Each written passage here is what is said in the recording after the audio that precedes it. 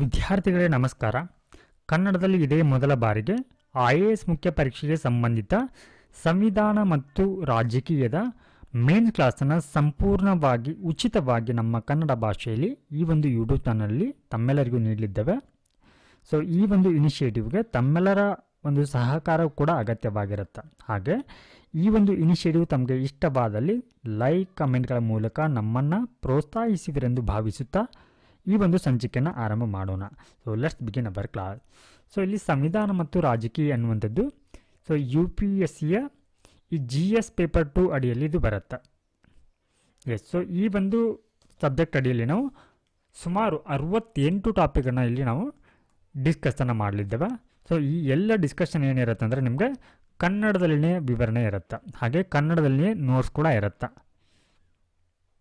S, so ಇದರಲ್ಲಿ ಯಾವೆಲ್ಲ ಒಂದು ಟಾಪಿಕನ್ನು ನಾವಿಲ್ಲಿ ಡಿಸ್ಕಷನ್ ಮಾಡ್ತಾ ಹೋಗ್ತೀವಿ ಅಂತಂದರೆ ಸೊ ಕ್ರಿಮಿನಲ್ ನ್ಯಾಯ ವ್ಯವಸ್ಥೆ, ಹಾಗೆ ಪರ್ಯಾಯ ವ್ಯಾಜ್ಯ ಪರಿಹಾರ ವ್ಯವಸ್ಥೆ, ಅಖಿಲ ಭಾರತ ನ್ಯಾಯಾಂಗ ಸೇವೆಗಳು, ಈ ರೀತಿ ಸುಮಾರು 68 ಟಾಪಿಕ್ಗಳು ಕೂಡ ಇಲ್ಲಿ ಬರುತ್ತೆ. ಮರಣದಂಡನೆ ಆಗಿರ್ಬೋದು, ಜೈಲುಗಳಾಗಿರ್ಬೋದು, ಕ್ರಿಮಿನಲ್ ಕಾನೂನು ಸುಧಾರಣೆ, ಸೆಕ್ಷನ್ 124A ಅಂದರೆ ದೇಶದ್ರೋಹ ಅಥವಾ ರಾಜದ್ರೋಹ ಅಂತ ಏನು ಕರಿತೀವಿ ಅದರ ಕುರಿತಾಗಿ, ಅಥವಾ ಇಲ್ಲಿ ಪೊಲೀಸ್ ಸುಧಾರಣೆಗಳಾಗಿರ್ಬೋದು, ನ್ಯಾಯಾಂಗ ವ್ಯವಸ್ಥೆ ಆಗಿರ್ಬೋದು, ನ್ಯಾಯಾಂಗ ಕ್ರಿಯಾಶೀಲತೆ, ಸಾರ್ವಜನಿಕ ಹಿತಾಸಕ್ತಿ ಅರ್ಜಿ. ಸೊ ಈ ರೀತಿ ಸುಮಾರು 68 ಟಾಪಿಕ್ಗಳನ್ನ ಕೂಡ ನಿಮಗೆ ಕನ್ನಡದಲ್ಲಿನೇ ವಿವರಣೆಯೊಂದಿಗೆ ಕನ್ನಡದಲ್ಲಿನೇ ನೋಟ್ಸ್ ಕೂಡ ನಿಮಗೆ ಪ್ರೊವೈಡನ್ನು ಮಾಡಲಿದ್ದೇವೆ. ಎಸ್, ಸೊ ಇಲ್ಲಿ ಒಂದು ದೇಶ ಒಂದು ಚುನಾವಣೆ ಏನು ಇತ್ತೀಚೆಗೆ ಇದು ತುಂಬ ಚರ್ಚೆಯಲ್ಲಿರುವಂಥದ್ದು, ಇದರ ಕುರಿತಾಗಿ ಒಂದು ಮಸೂದೆಯನ್ನು ಕೂಡ ಏನು ಮಾಡಲಿದ್ದಾರೆ ಅಂತಂದರೆ ಮಂಡನೆಯನ್ನು ಮಾಡಲಿದ್ದಾರೆ. ಹಾಗೆ ಭಾರತೀಯ ಸಂವಿಧಾನದೊಂದಿಗೆ ಇತರ ಸಂವಿಧಾನಗಳ ಹೋಲಿಕೆ. ಸೊ ನಮ್ಮ ಭಾರತೀಯ ಸಂವಿಧಾನವನ್ನು ಬೇರೆ ದೇಶಗಳೊಂದಿಗೆ ಕಂಪ್ಯಾರಿಸನ್ ಮಾಡಿದಾಗ ಅದು ಯಾವ ರೀತಿಯಲ್ಲಿ ಹೋಲಿಕೆನ ಅಂದರೆ ಸಾಮ್ಯತೆ ಇರುತ್ತೆ, ಹಾಗೆ ಏನೆಲ್ಲ ವ್ಯತ್ಯಾಸಗಳಿರುತ್ತೆ ಅನ್ನೋದನ್ನು ನಾವಿಲ್ಲಿ ಡಿಸ್ಕಷನ್ ಮಾಡಲಿದ್ದೇವೆ. ಸೊ ಈ ರೀತಿ ಸುಮಾರು 68 ಟಾಪಿಕ್ ಕೂಡ ನಮಗೆ ಇಲ್ಲಿ ನೀಡಲಿದ್ದೇವೆ.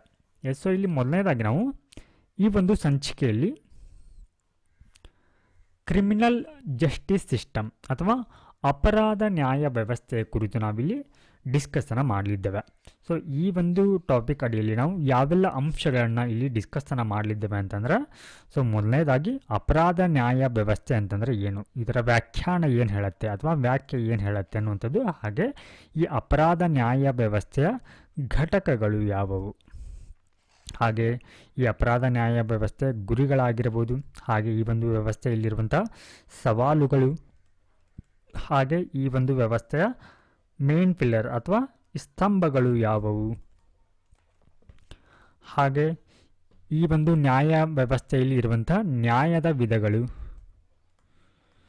ಹಾಗೆ ಇಲ್ಲಿ ನ್ಯಾಯಾಂಗ ವ್ಯವಸ್ಥೆ ದುರ್ಬಲವಾಗಿದ್ದಾಗ ಅಥವಾ ಈ ದುರ್ಬಲ ನ್ಯಾಯಾಂಗ ವ್ಯವಸ್ಥೆಯ ಪರಿಣಾಮಗಳೇನು ಅನ್ನೋದರ ಕುರಿತು ಕೂಡ ನಾವಿಲ್ಲಿ ಡಿಸ್ಕಷನ್ ಮಾಡಲಿದ್ದೇವೆ. ಹಾಗೆ ಇಲ್ಲಿ ಪೆಂಡೆನ್ಸಿ ಆಫ್ ಕೇಸಸ್ ಅಥವಾ ಪ್ರಕರಣಗಳ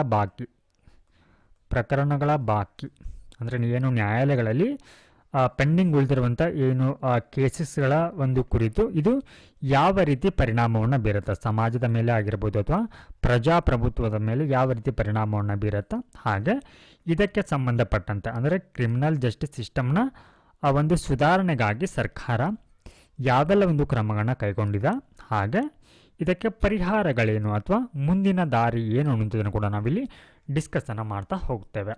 ಎಸ್, ಸೊ ಮೊದಲನೇದಾಗಿ ಇವಾಗ ನಾವು ಈ ಅಪರಾಧ ನ್ಯಾಯ ವ್ಯವಸ್ಥೆ ಅಂತಂದರೆ ಏನು ವ್ಯಾಖ್ಯಾನ ಬೇಕಲ್ವಾ, ಏನು ಹೇಳುತ್ತೆ ಅಪರಾಧ ನ್ಯಾಯ ವ್ಯವಸ್ಥೆ ಅಂತಂದರೆ ಇಲ್ಲಿ ಅಪರಾಧವನ್ನು ನಿಗ್ರಹಿಸಲಿಕ್ಕೆ ಸರ್ಕಾರವು ಸ್ಥಾಪಿಸಿದ ಸಂಸ್ಥೆಗಳು, ಏಜೆನ್ಸಿಗಳು ಮತ್ತು ಪ್ರಕ್ರಿಯೆಗಳ ಸರಣಿಯನ್ನು ನಾವೇನಂತ ಕರಿತೀವಿ ಅಂತಂದರೆ ಅಪರಾಧ ನ್ಯಾಯ ವ್ಯವಸ್ಥೆ ಅಂತ ಕರಿತೀವಿ. ಸೊ ಐ ವಿಲ್ ರಿಪೀಟ್, ಅಪರಾಧವನ್ನು ನಿಗ್ರಹಿಸಲಿಕ್ಕೆ ಸರ್ಕಾರವು ಸ್ಥಾಪಿಸಿದಂಥ ಸಂಸ್ಥೆಗಳು, ಏಜೆನ್ಸಿಗಳು ಮತ್ತು ಪ್ರಕ್ರಿಯೆಗಳ ಸರಣಿಯನ್ನು ನಾವೇನಂತ ಕರಿತೀವಿ ಅಪರಾಧ ನ್ಯಾಯ ವ್ಯವಸ್ಥೆ ಅಂತ ಕರಿತೀವಿ.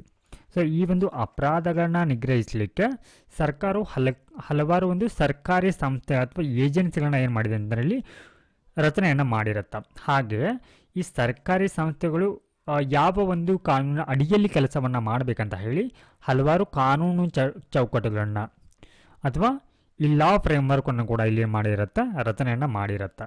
ಸೊ ಮೊದಲನೇದಾಗಿ ಇಲ್ಲಿ ಸರ್ಕಾರಿ ಸಂಸ್ಥೆಗಳು ಅಂದರೆ ಯಾವೆಲ್ಲ ಅಂಗಗಳು ಏನು ಮಾಡುತ್ತೆ, ಈ ಅಪರಾಧವನ್ನು ನಿಗ್ರಹಿಸಲಿಕ್ಕೆ ಪ್ರಯತ್ನವನ್ನು ಮಾಡುತ್ತೆ ಅಥವಾ ಜವಾಬ್ದಾರಿಯನ್ನು ಹೊಂದಿದೆ ಅಂತಂದರೆ ಮೊದಲನೇದಾಗಿ ಪೊಲೀಸ್ ವ್ಯವಸ್ಥೆ. ಸೊ ಈ ಪೊಲೀಸ್ ವ್ಯವಸ್ಥೆಯಲ್ಲಿ ಏನಾಗುತ್ತೆ ಅಂತಂದರೆ ಈ ಅಪರಾಧಿಗಳಿಗೆ ಏನು ಮಾಡಲಾಗತ್ತೆ ಅಂದರೆ ತನಿಖೆಯನ್ನು ಮಾಡಲಾಗತ್ತೆ, ಹಾಗೆ ಅವರ ಬಂಧನವನ್ನು ಕೂಡ ಮಾಡಲಾಗತ್ತೆ. ಸೊ ನೆಕ್ಸ್ಟ್ ಒನ್ ನ್ಯಾಯಾಂಗ ವ್ಯವಸ್ಥೆ. ಸೊ ಈ ಒಂದು ನ್ಯಾಯಾಂಗ ವ್ಯವಸ್ಥೆ ಅಡಿಯಲ್ಲಿ ವಿಚಾರಣೆ ಆಗುತ್ತಾ. ಸೊ ವಿಚಾರಣೆಯಲ್ಲಿ ಏನಾದರೂ ತಪ್ಪಿಸತ್ತ ಅಂತ ಕಂಡು ಬಂದರೆ ಆತನಿಗೆ ಶಿಕ್ಷೆಯನ್ನು ಕೂಡ ನೀಡಲಾಗತ್ತೆ. ಹಾಗೆ ಇಲ್ಲಿ ಶಿಕ್ಷೆ ನೀಡಿದ ನಂತರ ಆತ ಸೆರೆವಾಸವನ್ನು ಇಲ್ಲಿ ಏನು ಮಾಡಬೇಕಾಗತ್ತೆ, ಅನುಭವಿಸಬೇಕಾಗತ್ತೆ. ಅಂದರೆ ಅದನ್ನು ಜೈಲುಗಳಲ್ಲಿ ಅದನ್ನು ಅನುಭವಿಸಬೇಕಾಗತ್ತೆ. ಸೊ ಈ ಒಂದು ಸಂದರ್ಭದಲ್ಲಿ ಇದು ಈ ಶಿಕ್ಷೆ ಅನ್ನುವಂಥದ್ದು ಕೇವಲ ಆತನಿಗೆ ದಂಡವಾಗಿರೋದಿಲ್ಲ ಅಥವಾ ಶಿಕ್ಷೆ ಆಗಿರೋದಿಲ್ಲ, ಬದಲಿಗೆ ಈ ಜೈಲುಗಳಲ್ಲಿ ಕೂಡ ಏನಾಗತ್ತೆ ಅಂದರೆ ಮನ ಪರಿವರ್ತನೆ ಕೆಲಸವನ್ನು ಮಾಡಲಾಗತ್ತೆ. ಸೊ ಈ ರೀತಿ ಒಟ್ಟಾರೆ ಈ ಒಂದು ಅಪರಾಧ ನ್ಯಾಯ ವ್ಯವಸ್ಥೆಯಲ್ಲಿ ಅಪರಾಧವನ್ನು ಈ ಒಂದು ಕಾನೂನು ಅಥವಾ ಸರ್ಕಾರಿ ಸಂಸ್ಥೆಗಳ ಮೂಲಕ ಏನು ಮಾಡಲಾಗತ್ತೆ, ನಿಗ್ರಹವನ್ನು ಮಾಡಲಾಗತ್ತೆ. ಅದಾದ ನಂತರ ಇಲ್ಲಿ ಕಾನೂನು ಚೌಕಟ್ಟುಗಳಂತ ಬರುತ್ತೆ. ಅಂದರೆ ಯಾವ ಒಂದು ಕಾನೂನಿನ ಅಡಿಯಲ್ಲಿ ಈ ಸರ್ಕಾರಿ ಸಂಸ್ಥೆಗಳು ಏನು ಮಾಡುತ್ತೆ, ಈ ಅಪರಾಧವನ್ನು ನಿಗ್ರಹವನ್ನು ಮಾಡುತ್ತೆ ಅಂತ. ಸೊ ಇಲ್ಲಿ ಮೊದಲನೇದಾಗಿ IPC ಅಂತ ಬರುತ್ತೆ. IPC, CRPC ಮತ್ತು ಇಂಡಿಯನ್ ಎವಿಡೆನ್ಸ್ ಆ್ಯಕ್ಟ್ ಅಂತ ಹೇಳಿ.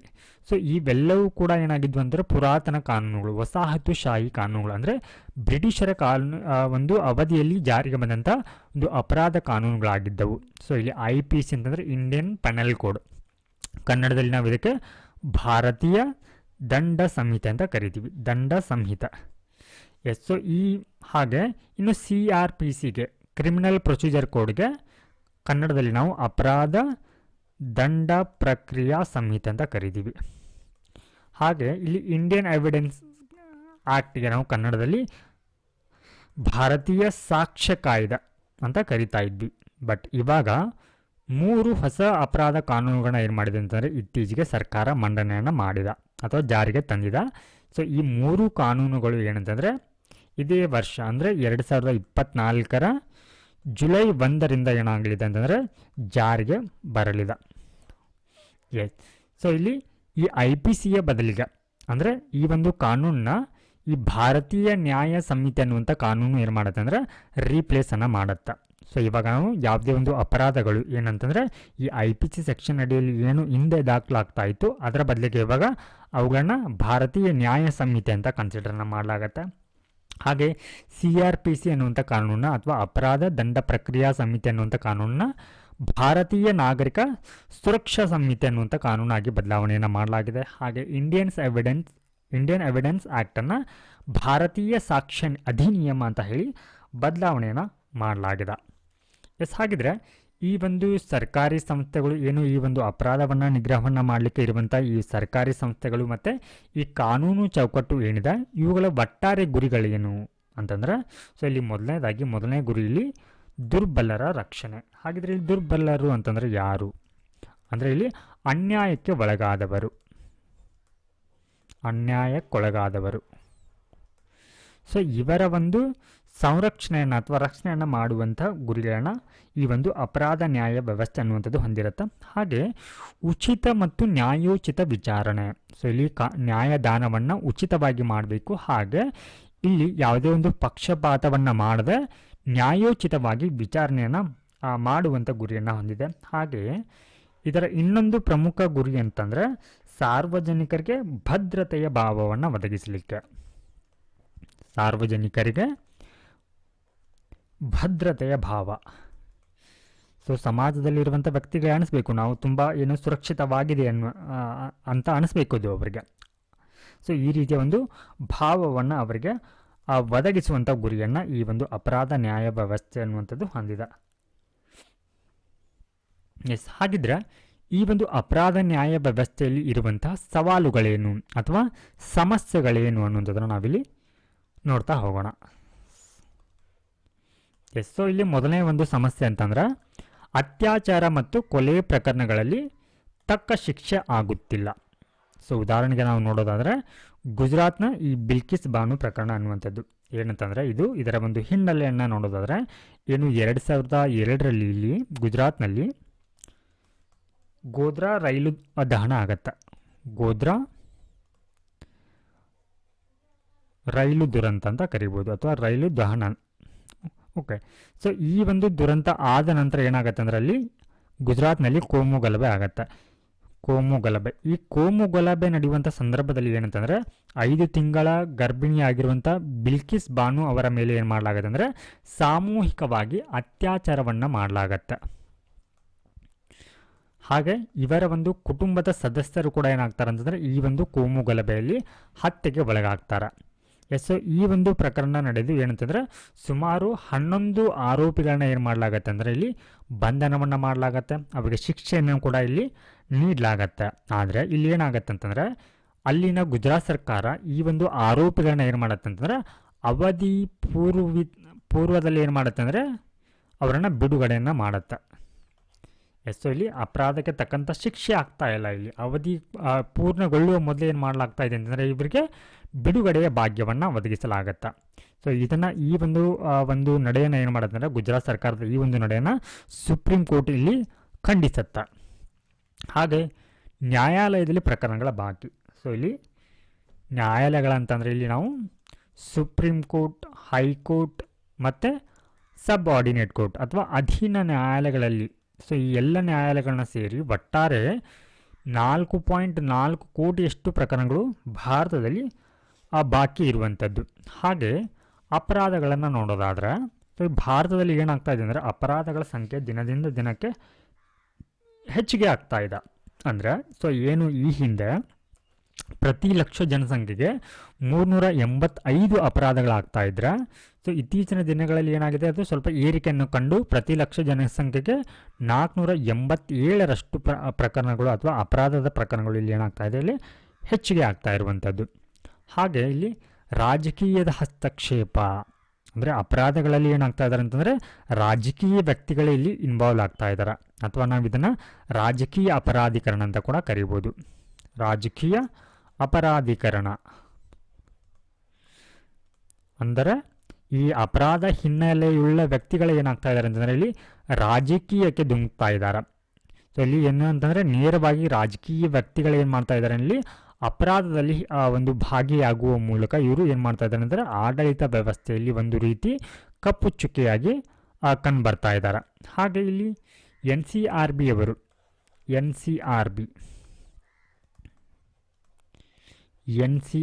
ನ್ಯಾಷನಲ್ ಕ್ರೈಮ್ ರೆಕಾರ್ಡ್ ಬ್ಯೂರೋ ಅವರ ಒಂದು ಅಂಕಿಅಂಶದ ಪ್ರಕಾರ ಏನಂತಂದರೆ ಭಾರತದಲ್ಲಿ ಸುಮಾರು 28% ಅಪರಾಧ ಪ್ರಕರಣಗಳು ಏನಾಗಿದೆ ಅಂತಂದರೆ ಇಲ್ಲಿ ಹೆಚ್ಚಿಗೆ ಆಗಿದೆ. ಅಂದರೆ ಇಲ್ಲಿ 28% ಅಂದರೆ 66 ಲಕ್ಷ ಪ್ರಕರಣಗಳಲ್ಲಿ ಏನಾಗಿದೆ, ಏರಿಕೆಯಾಗಿದೆ. ಸೊ ಈ ರೀತಿ ಅಪರಾಧ ಪ್ರಕರಣಗಳ ಹೆಚ್ಚಳವಾಗ್ತಾ ಇರುವಂಥದ್ದು. ಸೊ ಇದು FDI ಅಂದರೆ ವಿದೇಶಿ ನೇರ ಹೂಡಿಕೆಗೆ, ಫಾರಿನ್ ಡೈರೆಕ್ಟ್ ಇನ್ವೆಸ್ಟ್ಮೆಂಟ್ಗೆ ಏನಾಗ್ತಾ ಇದೆ ಅಂದರೆ ತೊಂದರೆ ಆಗ್ತಾ ಇದೆ. ಎಲ್ಲಿ ಅಂತಂದರೆ ಯಾಕೆ ಅಂತಂದರೆ ಎಲ್ಲಿ ಕಾನೂನು ಮತ್ತು ಸುವ್ಯವಸ್ಥೆ ಚೆನ್ನಾಗಿರುತ್ತೆ ಅಲ್ಲಿ ಏನಿರುತ್ತೆ ಅಂದರೆ FDIಗೆ ಹೆಚ್ಚಿನ ಒಂದು ಒಲವನ್ನು ತೋರಿಸ್ತಾರೆ. ಸೊ ಈ ಕಾರಣಕ್ಕಾಗಿ ಅಪರಾಧ ಹೆಚ್ಚಾಗ್ತಾ ಇರೋದ್ರಿಂದ FDI ಕೂಡ ಏನಾಗುತ್ತೆ, ಅಲ್ಲಿ ಕಡಿಮೆ ಆಗತ್ತೆ. ಹಾಗೆ ಇಲ್ಲಿ ಈ 100 ಪ್ರಕರಣಗಳಲ್ಲಿ 29 ಜನರಿಗೆ ಮಾತ್ರ ಶಿಕ್ಷೆ. ಸೊ ಇವಾಗ ಈ ಒಂದು ಅಪರಾಧ ಪ್ರಕರಣಗಳಲ್ಲಿ 100 ಪ್ರಕರಣಗಳು ದಾಖಲಾದರೆ ಅದರಲ್ಲಿ ಕೇವಲ 29 ಜನರಿಗೆ ಮಾತ್ರ ಏನಾಗ್ತಾ ಇದೆ ಅಂದರೆ ಇಲ್ಲಿ ಶಿಕ್ಷೆ ಆಗ್ತಾ ಇರುವಂಥದ್ದು. ಹಾಗೆ ಇನ್ನು ಅತ್ಯಾಚಾರದ ಪ್ರಕರಣಗಳಲ್ಲಿ ನೋಡೋದಾದರೆ ಈ 100 ಪ್ರಕರಣಗಳಲ್ಲಿ ಕೇವಲ 39 ಜನರಿಗೆ ಏನಾಗ್ತಾ ಇದೆ, ಶಿಕ್ಷೆ ಆಗ್ತಾ ಇದೆ. ಹಾಗೆ ಕೊಲೆಯಂಥ ಪ್ರಕರಣಗಳಲ್ಲಿ 100 ಜನರಲ್ಲಿ 41 ಜನರಿಗೆ ಏನಾಗ್ತಾ ಇದೆ, ಇಲ್ಲಿ ಶಿಕ್ಷೆ ಆಗ್ತಾ ಇದೆ. ಹಾಗೆ ಇಲ್ಲಿ ನ್ಯಾಯಾಂಗದ ಕುರಿತು ಅಂದರೆ ನ್ಯಾಯಾಂಗ ವ್ಯವಸ್ಥೆಯಲ್ಲಿ ಏನು ಇರುವಂಥ ಸಮಸ್ಯೆಗಳು ಅಥವಾ ಸವಾಲುಗಳು ಅಥವಾ ಈ ಒಂದು ಖಾಲಿ ಹುದ್ದೆಗಳ ಕುರಿತು national judicial director general NJDJ ಅವರು ಏನು ಮಾಡ್ತಾರೆ ಅಂತಂದರೆ ಮಾಹಿತಿಯನ್ನು ನೀಡ್ತಾರೆ. ಹಾಗೆ ಪೊಲೀಸ್ ಆಗಿರ್ಬೋದು, ಖೈದಿಗಳ ಕುರಿತು NCRB national crime record bureau ಅವರು ಇಲ್ಲಿ ಮಾಹಿತಿಯನ್ನು ನೀಡ್ತಾರೆ. ನೆಕ್ಸ್ಟ್ ಇವಾಗ ನಾವು ಈ ಒಂದು ಅಪರಾಧ ನ್ಯಾಯ ವ್ಯವಸ್ಥೆಯ ಪ್ರಮುಖ ಒಂದು ಸ್ತಂಭಗಳು ಅಥವಾ main pillars of the criminal justice, so ಇದರ ಬಗ್ಗೆ ನೋಡೋಣ. ಸೊ ಇಲ್ಲಿ ಸಾಂಸ್ಥಿಕ ಇದನ್ನು ನಾವು 2 ವಿಭಾಗಗಳಾಗಿ ವಿಂಗಡಣೆಯನ್ನು ಮಾಡ್ತೀವಿ. ಮೊದಲನೇದಾಗಿ ಸ್ತಂಭಗಳಲ್ಲಿ ಸಾಂಸ್ಥಿಕ ಅಂದರೆ institutional pillars and the law pillars, so ಕಾನೂನು ಸ್ತಂಭಗಳು ಅಂತ. ಸೊ ಇಲ್ಲಿ ಸಾಂಸ್ಥಿಕ ಅಂತ ಬಂದರೆ ಇದರಲ್ಲಿ ಪೊಲೀಸರು ಬರ್ತಾರೆ, ಹಾಗೆ ಇದರಲ್ಲಿ ನ್ಯಾಯಾಲಯ ಕೂಡ ಇದರಲ್ಲಿ ಬರುತ್ತೆ. ಸೊ ಇವೆಲ್ಲವೂ ಕೂಡ ಅಪರಾಧಗಳನ್ನು ನಿಗ್ರಹಿಸಲಿಕ್ಕೆ ಇರುವಂಥ ಒಂದು ಸ್ತಂಭಗಳಾಗಿವೆ. ಹಾಗೆ ಇನ್ನು ಕಾನೂನು ಅಂತ ಬಂದರೆ, ಸೊ ಈ ಹಿಂದೆ ಏನು IPC ಅಂತ ಇತ್ತು, CRPC ಅಂತ ಇತ್ತು, ಹಾಗೆ ಇಂಡಿಯನ್ ಎವಿಡೆನ್ಸ್ ಆ್ಯಕ್ಟ್ ಅಂತ ಇತ್ತು. ಸೊ ಈ ಹಿಂದೆ ಸೊ ಈ ಒಂದು ಕಾನೂನಿಗೆ ಬದಲಾಗಿ ಇವಾಗ ರೀಪ್ಲೇಸ್ ಮಾಡಿ ಏನು ಮಾಡಿದ್ದಾರೆ ಅಂತಂದರೆ 3 ಹೊಸ ಅಪರಾಧ ಕಾನೂನನ್ನು ಜಾರಿಗೆ ತಂದಿದ್ದಾರೆ. ಸೊ ಅವುಗಳಲ್ಲಿ ಪ್ರಮುಖವಾಗಿ CRPRC ಬದಲಾಗಿ ಭಾರತೀಯ ನಾಗರಿಕ ಸುರಕ್ಷಾ ಸಂಹಿತೆ ಅನ್ನುವಂಥದ್ದು, ಹಾಗೆ ಈ IPCಯ ಬದಲಾಗಿ ಇಂಡಿಯನ್ ಪೆನಲ್ ಕೋಡ್ ಬದಲಾಗಿ ಭಾರತೀಯ ನ್ಯಾಯ ಸಂಹಿತೆ ಅನ್ನುವಂಥದ್ದು, ಹಾಗೆ ಇಂಡಿಯನ್ ಎವಿಡೆನ್ಸ್ ಆ್ಯಕ್ಟ್ ಬದಲಾಗಿ ಭಾರತೀಯ ಸಾಕ್ಷ್ಯ ಅಧಿನಿಯಮ ಅನ್ನುವಂಥ ಹೊಸ ಕಾನೂನುಗಳನ್ನ ಜಾರಿಗೆ ತಂದಿದ್ದಾರೆ. ಸೊ ಈ ಒಂದು ಏನಂತಂದರೆ ಈ ಸ್ತಂಭಗಳೇನಿದೆ, ಈ ಒಂದು ಅಪರಾಧ ನ್ಯಾಯ ವ್ಯವಸ್ಥೆ ಸ್ತಂಭಗಳು, ಇವುಗಳ ಒಟ್ಟಾರೆ ಗುರಿ ಏನು ಅಂತಂದರೆ ಇಲ್ಲಿ ರಕ್ಷಣೆಯನ್ನು ಮಾಡುವಂಥದ್ದು. ಯಾರು ಇವಾಗ ಸಮಾಜದಲ್ಲಿ ಇರುವಂತಹ ಮುಗ್ಧರೇನಿರ್ತಾರೆ ಅಥವಾ ಈ ಒಂದು ಅನ್ಯಾಯದ ಪರವಾಗಿ ಹೋರಾಡುವವರ ಏನು ಮಾಡಲಾಗತ್ತೆ, ಇಲ್ಲಿ ರಕ್ಷಣೆಯನ್ನು ಮಾಡಲಾಗತ್ತೆ. ಹಾಗೆ ಶಿಕ್ಷೆ, ಇಲ್ಲಿ ತಪ್ಪಿತಸ್ಥರಿಗೆ ಏನು ಮಾಡಲಾಗತ್ತೆ, ಶಿಕ್ಷೆಯನ್ನು ನೀಡಲಾಗತ್ತೆ. ಸೊ ಈ ಶಿಕ್ಷೆ ಅನ್ನುವಂಥದ್ದು ಏನಂತಂದ್ರೆ, ಸೊ ಇಲ್ಲಿ ದಂಡಾರ್ಹವಾಗಿ ಮಾತ್ರ ಇರೋದು, ದಂಡದ ರೂಪದಲ್ಲಿ ಮಾತ್ರ ಇರೋದಿಲ್ಲ, ಬದಲಿಗೆ ಅದು ಅವರಿಗೆ ಪುನರ್ವಸತಿ ನೀಡುವಂಥ ಅಥವಾ ಅವರ ಒಂದು ಮನ ಪರಿವರ್ತನೆಯನ್ನು ಮಾಡುವಂಥ ಕೆಲಸವನ್ನು ಕೂಡ ಇದು ಮಾಡುತ್ತೆ. ಸೊ ನೆಕ್ಸ್ಟ್ ಇವಾಗ ಈ ಪ್ಲೇಟೋನ 4 ಮೌಲ್ಯಗಳಂತ ಬರುತ್ತೆ, ಆರ್ ಪ್ಲೇಟೋಸ್ ಕಾರ್ಡಿನಲ್ ವರ್ಚ್ಯೂಸ್ ಅಂತ. ಸೊ ಇವುಗಳಲ್ಲಿ ನ್ಯಾಯ ಅಂದರೆ ಜಸ್ಟಿಸ್ ಇದೆ, ಹಾಗೆ ಜ್ಞಾನ ಅಂದರೆ ವಿಸ್ಡಮ್, ಸಂಯಮ ಅಂತಂದರೆ ಟೆಂಪೋರೆನ್ಸ್, ಮತ್ತು ದೃಢತೆ ಫೋರ್ಟಿಟ್ಯೂಡ್. ಸೊ ಇಲ್ಲಿ ಈ ಫೋರ್ಟಿಟ್ಯೂಡ್ಗೆ ಅವರು ಕರೇಜ್ ಅಂತ ಬಳಸಿದ್ದಾರೆ, ಅಂದರೆ ಧೈರ್ಯ ಅಂತ. ಸೊ ಎರಡೂ ಕೂಡ ಇಲ್ಲಿ ಒಂದೇ ಆಗತ್ತೆ. ಸೊ ಇಲ್ಲಿ ನಾವು ಇದನ್ನು ಹೇಳ್ಬೋದು ಏನಂತಂದರೆ ಪ್ಲೇಟೋನ 4 ಮೌಲ್ಯಗಳು ಅಂದರೆ, ಸೊ ಈ 4 ಮೌಲ್ಯಗಳನ್ನ ಒಬ್ಬ ವ್ಯಕ್ತಿ ಆಗಿರ್ಬೋದು ಅಥವಾ ಒಂದು ಸರ್ಕಾರ ಹೊಂದಿರಬೇಕಾದಂಥ ಪ್ರಮುಖ ಮೌಲ್ಯಗಳಾಗಿ ಕಂಡುಬರುತ್ತೆ. ಸೊ ಈ 4 ಮೌಲ್ಯಗಳಲ್ಲಿ ನ್ಯಾಯವೂ ಕೂಡ ಒಂದಾಗಿದೆ ಅಂತ ನಾವಿಲ್ಲಿ ಏನು ಮಾಡ್ಬೋದು ಅಂದರೆ, ಪ್ಲೇಟೋ ಅವರ ಈ ಒಂದು 4 ಮೌಲ್ಯಗಳಲ್ಲಿ ಇವುಗಳನ್ನು ಉಲ್ಲೇಖಿಸಬಹುದು. ಸೊ ನಂತರದಲ್ಲಿ ನ್ಯಾಯದ ವಿಧಗಳು, ಏನು ಇವಾಗ ನ್ಯಾಯಾಂಗ ನ್ಯಾಯವನ್ನು ನೀಡುತ್ತೆ, ಸೊ ಆ ಒಂದು ಯಾವೆಲ್ಲ ರೀತಿಯ ಒಂದು ನ್ಯಾಯದ ವಿಧಗಳಲ್ಲಿ ಕಂಡುಬರುತ್ತೆ ಅನ್ನುವಂಥದ್ದು. ಸೊ ವಿತರಕ ನ್ಯಾಯ ಅಂತ ಬರುತ್ತೆ, ಅಂದರೆ ಡಿಸ್ಟ್ರಿಬ್ಯೂಟಿವ್ ಒಂದು ಲಾ ಅಂತ ಹೇಳಿ, ಅಥವಾ ಜಸ್ಟಿಸ್ ಅಂತ. ಸೊ ಇದರಲ್ಲಿ ಏನು ಮಾಡಲಾಗತ್ತೆ ಅಂದರೆ ಕಡಿಮೆ ಶಿಕ್ಷೆನ ನೀಡಲಾಗತ್ತೆ. ಸುಧಾರಣಾತ್ಮಕ ನ್ಯಾಯ ಅಂತ ಬರುತ್ತೆ. ಅದಾದ ನಂತರ ಪ್ರತಿಕಾರ ರಿಗ್ರೆಸಿವ್ ಒಂದು ಏನು ಬರುತ್ತೆ ಇಲ್ಲಿ ಜಸ್ಟಿಸ್ ಅಂತ ಬರುತ್ತೆ. ಸೊ ಈ ಒಂದು ನ್ಯಾಯದ ಅಡಿಯಲ್ಲಿ ಗಲ್ಲು ಶಿಕ್ಷೆನ ಅತ್ಯುನ್ನತ ಶಿಕ್ಷೆ, ಇದು ಪ್ರತಿಕಾರದ ಶಿಕ್ಷೆ ಅಂತಂದರೆ ಇದು ಶಿಕ್ಷೆಯ ರೂಪದಲ್ಲಿ ಅತ್ಯುನ್ನತ ಒಂದು ಶಿಕ್ಷೆಯಾಗಿದೆ. ಈ ರೀತಿ ಒಂದು ಶಿಕ್ಷೆನ ಇಲ್ಲಿ ನೀಡಲಾಗತ್ತೆ. ಸೊ ನಂತರದಲ್ಲಿ ದುರ್ಬಲ ನ್ಯಾಯಾಂಗದ ಒಂದು ಪರಿಣಾಮ. ಏನಿದು ದುರ್ಬಲ ನ್ಯಾಯಾಂಗ ಅಂತಂದ್ರೆ ಏನು, ಇಲ್ಲಿ ನ್ಯಾಯವನ್ನು ಸರಿಯಾದ ಸಮಯಕ್ಕೆ ನೀಡದೇ ಇರುವಂಥದ್ದು ಅಥವಾ ವಿಳಂಬವಾಗ್ತಾ ಇರುವಂಥ ನ್ಯಾಯ ಆಗಿರಬಹುದು, ಅಥವಾ ಈ ತಪ್ಪಿತಸ್ಥರಿಗೆ ಸರಿಯಾದಂಥ ಶಿಕ್ಷಣ ನೀಡದೇ ಇರುವಂಥದ್ದು. ಸೊ ಇದೇನು ಅಂತ ಕರೆಸಿಕೊಳ್ಳುತ್ತೆ, ದುರ್ಬಲ ನ್ಯಾಯಾಂಗ ವ್ಯವಸ್ಥೆ ಅಂತ ಕರೆಸಿಕೊಳ್ಳುತ್ತೆ. ಸೊ ಈ ರೀತಿ ದುರ್ಬಲ ನ್ಯಾಯಾಂಗ ಆಗಿರೋದ್ರಿಂದ ಇದು ಯಾವ ರೀತಿ ಪರಿಣಾಮವನ್ನು ಬೀರುತ್ತೆ. ಸೊ ಇದಕ್ಕೆ ನಾವೇನಂತ ಕರಿತೀವಿ ಅಂತಂದರೆ ಬ್ರೋಕನ್ ವಿಂಡೋ ಸಿಸ್ಟಮ್ ಅಂತ ಕರಿತೀವಿ. ಸೊ ಈ ಒಂದು ಚಿತ್ರದಲ್ಲಿ ನೀವು ನೋಡ್ಬೋದು. ಸೊ ಇಲ್ಲಿ ಗಾಜನ್ನು ಹೊಂದಿರುವಂಥ ಕಿಟಕಿಗಳಲ್ಲಿ ಕಂಡುಬರುತ್ತೆ. ಸೊ ಇಲ್ಲಿ ಯಾರಾದರೂ ಮೊದಲನೇ ಬಾರಿಗೆ ಈ ಒಂದು ಗಾಜಿಗೆ ಕಲ್ಲನ್ನು ಹೊಡೆದು ಕಿಟಕಿಯನ್ನು ಧ್ವಂಸವನ್ನು ಮಾಡಿದ್ದಾರೆ ಅಂತ ಅಂದ್ಕೊಂಡ್ರೆ, ಸೊ ಇಲ್ಲಿ ಆರಂಭದಲ್ಲಿಯೇ ಈ ಒಂದು ಯಾರು ಇಲ್ಲಿ ತಪ್ಪನ್ನು ಮಾಡಿರ್ತಾರೆ ಅವರಿಗೆ ಆ ಶಿಕ್ಷೆಯನ್ನು ನೀಡದೆ ಹೋದರೆ, ಅವರನ್ನು ಹಾಗೇ ಬಿಟ್ಟರೆ ಏನಾಗುತ್ತೆ ಅಂದರೆ ಕ್ರಮೇಣವಾಗಿ ಅದೇ ವ್ಯಕ್ತಿ ಆಗಿರ್ಬೋದು ಅಥವಾ ಇನ್ನಿತರ ವ್ಯಕ್ತಿಗಳು ಏನು ಮಾಡ್ತಾರೆ ಅಂತಂದರೆ ಆ ಒಂದು ಗಾಜಿನ ಒಂದು ಕಿಟಕಿಗಳಿಗೆ ಏನು ಮಾಡ್ತಾರೆ, ಕಲ್ಲನ್ನು ಹಚ್ಚಿದ್ದು ಅವುಗಳನ್ನು ದೊಡ್ಡದು ಮಾಡ್ತಾ ಹೋಗ್ತಾರೆ. ಸೊ ಈ ರೀತಿ ಅಪರಾಧವನ್ನು ಆರಂಭಿಕ ಹಂತಗಳಲ್ಲಿ ನಿಗ್ರಹಿಸದಿದ್ದರೆ ಯಾವ ರೀತಿ ಪರಿಣಾಮವನ್ನು ಬೀರುತ್ತೆ ಅನ್ನುವಂಥದ್ದು ಏನಂತಂದರೆ ಇಲ್ಲಿ ದುರ್ಬಲ ನ್ಯಾಯಾಂಗದ ಪರಿಣಾಮಗಳೇನಾಗಿರುತ್ತೆ ಅನ್ನುವಂಥದ್ದನ್ನು ನಾವಿಲ್ಲಿ ತಿಳ್ಕೊಳ್ತಾ ಹೋಗ್ತೀವಿ. ಹಾಗೆ ಇಲ್ಲಿ ಫಸ್ಟ್ ಒನ್, ಪ್ರಜಾಪ್ರಭುತ್ವದ ವಿಶ್ವಾಸಾರ್ಹತೆಗೆ ಹಾನಿ. ಸೊ ಒಂದು ನ್ಯಾಯಾಂಗ ವ್ಯವಸ್ಥೆ ದುರ್ಬಲವಾಗಿದ್ದರೆ ಏನಂತ ಆಗತ್ತೆ, ಅದು ಪ್ರಜಾಪ್ರಭುತ್ವದ ಮೇಲೆ ಜನರಿಗೆ ವಿಶ್ವಾಸ ಅನ್ನುವಂಥದ್ದು ಬರುವುದಿಲ್ಲ. ಸೊ ಹೀಗಾಗಿ ಹಾಗೆ ಗುಂಪು ಹಲ್ಲೆಗಳು, ಸೊ ಇದಕ್ಕೆ ನಾವು ಇಂಗ್ಲೀಷ್ನಲ್ಲಿ ಮಾಬ್ ಲಿಂಚಿಂಗ್ ಅಂತ ಕರಿತೀವಿ. Mob lynching. ಸೊ ಇಲ್ಲಿ ಜನರಿಗೆ ವಿಶ್ವಾಸವೇ ಇಲ್ಲಂದಾಗ ಕಾನೂನಿನ ಬಗ್ಗೆ ಭಯನೇ ಇರೋದಿಲ್ಲ ಅವ್ರಿಗೆ. ಆವಾಗ ಏನಾಗುತ್ತೆ, ಇಲ್ಲಿ ಸಾಮಾನ್ಯವಾಗಿ ಜನರ ನಡುವೆ ಗುಂಪು ಹಲ್ಲೆಗಳು ಆಗತ್ತೆ. ಹಾಗೆ ಇಲ್ಲಿ ರೌಡಿಗಳಾಗಿರ್ಬೋದು, ಗುಂಡಾಗಿರಿ, ಇವರ ಆಡಳಿತ ಏನಾಗುತ್ತೆ ಸಮಾಜದಲ್ಲಿ ಹೆಚ್ಚಾಗ್ತಾ ಹೋಗುತ್ತೆ. ಇನ್ನು ಆರ್ಥಿಕತೆ ಮೇಲೆ ಇದು ಯಾವ ರೀತಿ ಪರಿಣಾಮವನ್ನು ಬೀರುತ್ತೆ ಅಂದರೆ, ಸೊ ನಾವು ಮೇಲೆ ನೋಡಿದ ಹಾಗೆ ಏನಂತಂದರೆ ಇದು FDIಗೆ ಅಂದರೆ ಎಲ್ಲಿ ವ್ಯಾಪಾರ ವ್ಯವಸ್ಥೆ ಸರಳವಾಗಿರುತ್ತೆ, ಎಲ್ಲಿ ಕಾನೂನು ಮತ್ತು ಸುವ್ಯವಸ್ಥೆ ಚೆನ್ನಾಗಿರುತ್ತೆ, ಅಲ್ಲಿ ಮಾತ್ರ ಏನಿರುತ್ತೆ ಅಂದರೆ ಒಂದು ವ್ಯಾಪಾರ ಅನ್ನುವಂಥದ್ದು ಸುಲಲಿತವಾಗಿ ಏನಾಗುತ್ತೆ ನಡೆದುಕೊಂಡು ಹೋಗುತ್ತೆ.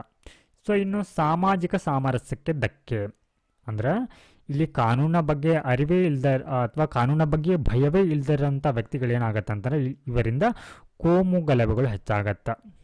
ಕೋಮು ಗಲಭೆ. ಹಾಗೆ ಮಾನವ ಸಂಪನ್ಮೂಲ ಗುಣಮಟ್ಟ ಕುಸಿತ. ಸೊ ಎಲ್ಲಿ ಈ ಕಾನೂನು ಮತ್ತು ಸುವ್ಯವಸ್ಥೆ ಅನ್ನುವಂಥದ್ದು ಚೆನ್ನಾಗಿರೋದಿಲ್ಲವೋ ಅಥವಾ ಹದಗೆಟ್ಟಿರುತ್ತೋ ಆ ಒಂದು ಪ್ರದೇಶದಲ್ಲಿ ಏನಾಗುತ್ತೆ ಶಿಕ್ಷಣ ವ್ಯವಸ್ಥೆ ಆಗಿರ್ಬೋದು, ಅಥವಾ ಇಲ್ಲಿ ಆರೋಗ್ಯ ಸಂಬಂಧಿತ ವ್ಯವಸ್ಥೆಗಳಾಗಿರ್ಬೋದು, ಅಥವಾ ಉದ್ಯೋಗ ನೇಮಕಾತಿಯಂತಹ ಸವಾಲುಗಳು ಏನಾಗುತ್ತೆ ಹೆಚ್ಚಾಗ್ತಾ ಹೋಗುತ್ತೆ. ಹಾಗೆ ಇಲ್ಲಿ ಪ್ರತಿಭಾ ಪಲಾಯನ ಅಂದರೆ ಇದು FDI ಮೇಲೆ ಒಂದು ಹರಿವಿನ ಮೇಲೆ ಏನಾಗುತ್ತೆ ಅಂದರೆ ಪರಿಣಾಮವನ್ನು ಬೀರುತ್ತೆ. ಸೊ ಇದಕ್ಕೆ ಪ್ರತಿಭಾ ಪಲಾಯನಕ್ಕೆ ನಾವು ಇಂಗ್ಲೀಷ್ನಲ್ಲಿ ಬ್ರೈನ್ ಡ್ರೈನ್ ಅಂತ ಕರಿತೀವಿ. Brain drain. ಎಸ್. ಸೊ ಇಲ್ಲಿ ಏನಂತಂದರೆ ತುಂಬ ಪ್ರತಿಭಾವಂತರಾಗಿರುವಂಥ ವ್ಯಕ್ತಿಗಳು ಏನು ಮಾಡ್ತಾರೆ, ಬೇರೆ ದೇಶಕ್ಕೆ ವಲಸೆ ಹೋಗ್ತಾರೆ. ಅಂದರೆ ಇಲ್ಲಿ ಅವರಿಗೆ ಸೂಕ್ತವಾದಂಥ ಮಾನವ ಸಂಪನ್ಮೂಲದ ಗುಣಮಟ್ಟ ಏನು ಅಭಿವೃದ್ಧಿ ಆಗುವಂಥ ಯಾವುದೇ ಲಕ್ಷಣಗಳು ಕಂಡುಬರುವುದಿಲ್ಲ. ಹಾಗೆ ಇಲ್ಲಿ ಅವರಿಗೆ ಸೂಕ್ತವಾದಂಥ ನೇಮಕಾತಿಗಳು ಕೂಡ ಇಲ್ಲದೇ ಇರುವಂಥ ಕಾರಣಕ್ಕಾಗಿ ಏನು ಮಾಡ್ತಾರೆ, ಅವರು ಬೇರೆ ದೇಶಕ್ಕೆ ಪಲಾಯನವನ್ನು ಮಾಡ್ತಾರೆ. ಹಾಗೆ 23% ಪ್ರಕರಣಗಳು 10 ವರ್ಷಗಳಿಂದ ಬಾಕಿದೆ. ಸೊ ಈ ಒಟ್ಟಾರೆ ಈ ಒಂದು ನ್ಯಾಯಾಂಗ ವ್ಯವಸ್ಥೆಯಲ್ಲಿ ಏನಂತಾರೆ ಸುಮಾರು 23% ಪ್ರಕರಣಗಳು ಕಳೆದ 10 ವರ್ಷಗಳಿಂದ ಬಾಕಿ ಇರುವಂಥ ಪ್ರಕರಣಗಳಾಗಿವೆ. ಸೊ ಅದರಲ್ಲಿ ಹೆಚ್ಚಾಗಿ ಈ ಸರ್ಕಾರದ ಮೇಲೇ ಏನಿದೆ ಅಂದರೆ ಹೆಚ್ಚಿನ ಒಂದು ಪ್ರಕರಣಗಳು ಕಂಡುಬರುತ್ತೆ. ಅಂದರೆ ಮುಖ್ಯ ಪ್ರತಿವಾದಿಯಾಗಿ ಸರ್ಕಾರವೇ ಕಂಡುಬರುತ್ತೆ. ಸೊ ಏನು ಒಟ್ಟಾರೆ ಇವಾಗ 4.4 ಕೋಟಿಯಷ್ಟು ಪ್ರಕರಣಗಳಿದೆ. ಸೊ ಇಷ್ಟು ಪ್ರಕರಣಗಳಲ್ಲಿ 46% ಪ್ರಕರಣಗಳು ಸರ್ಕಾರದ ವಿರುದ್ಧವೇ ಇದೆ.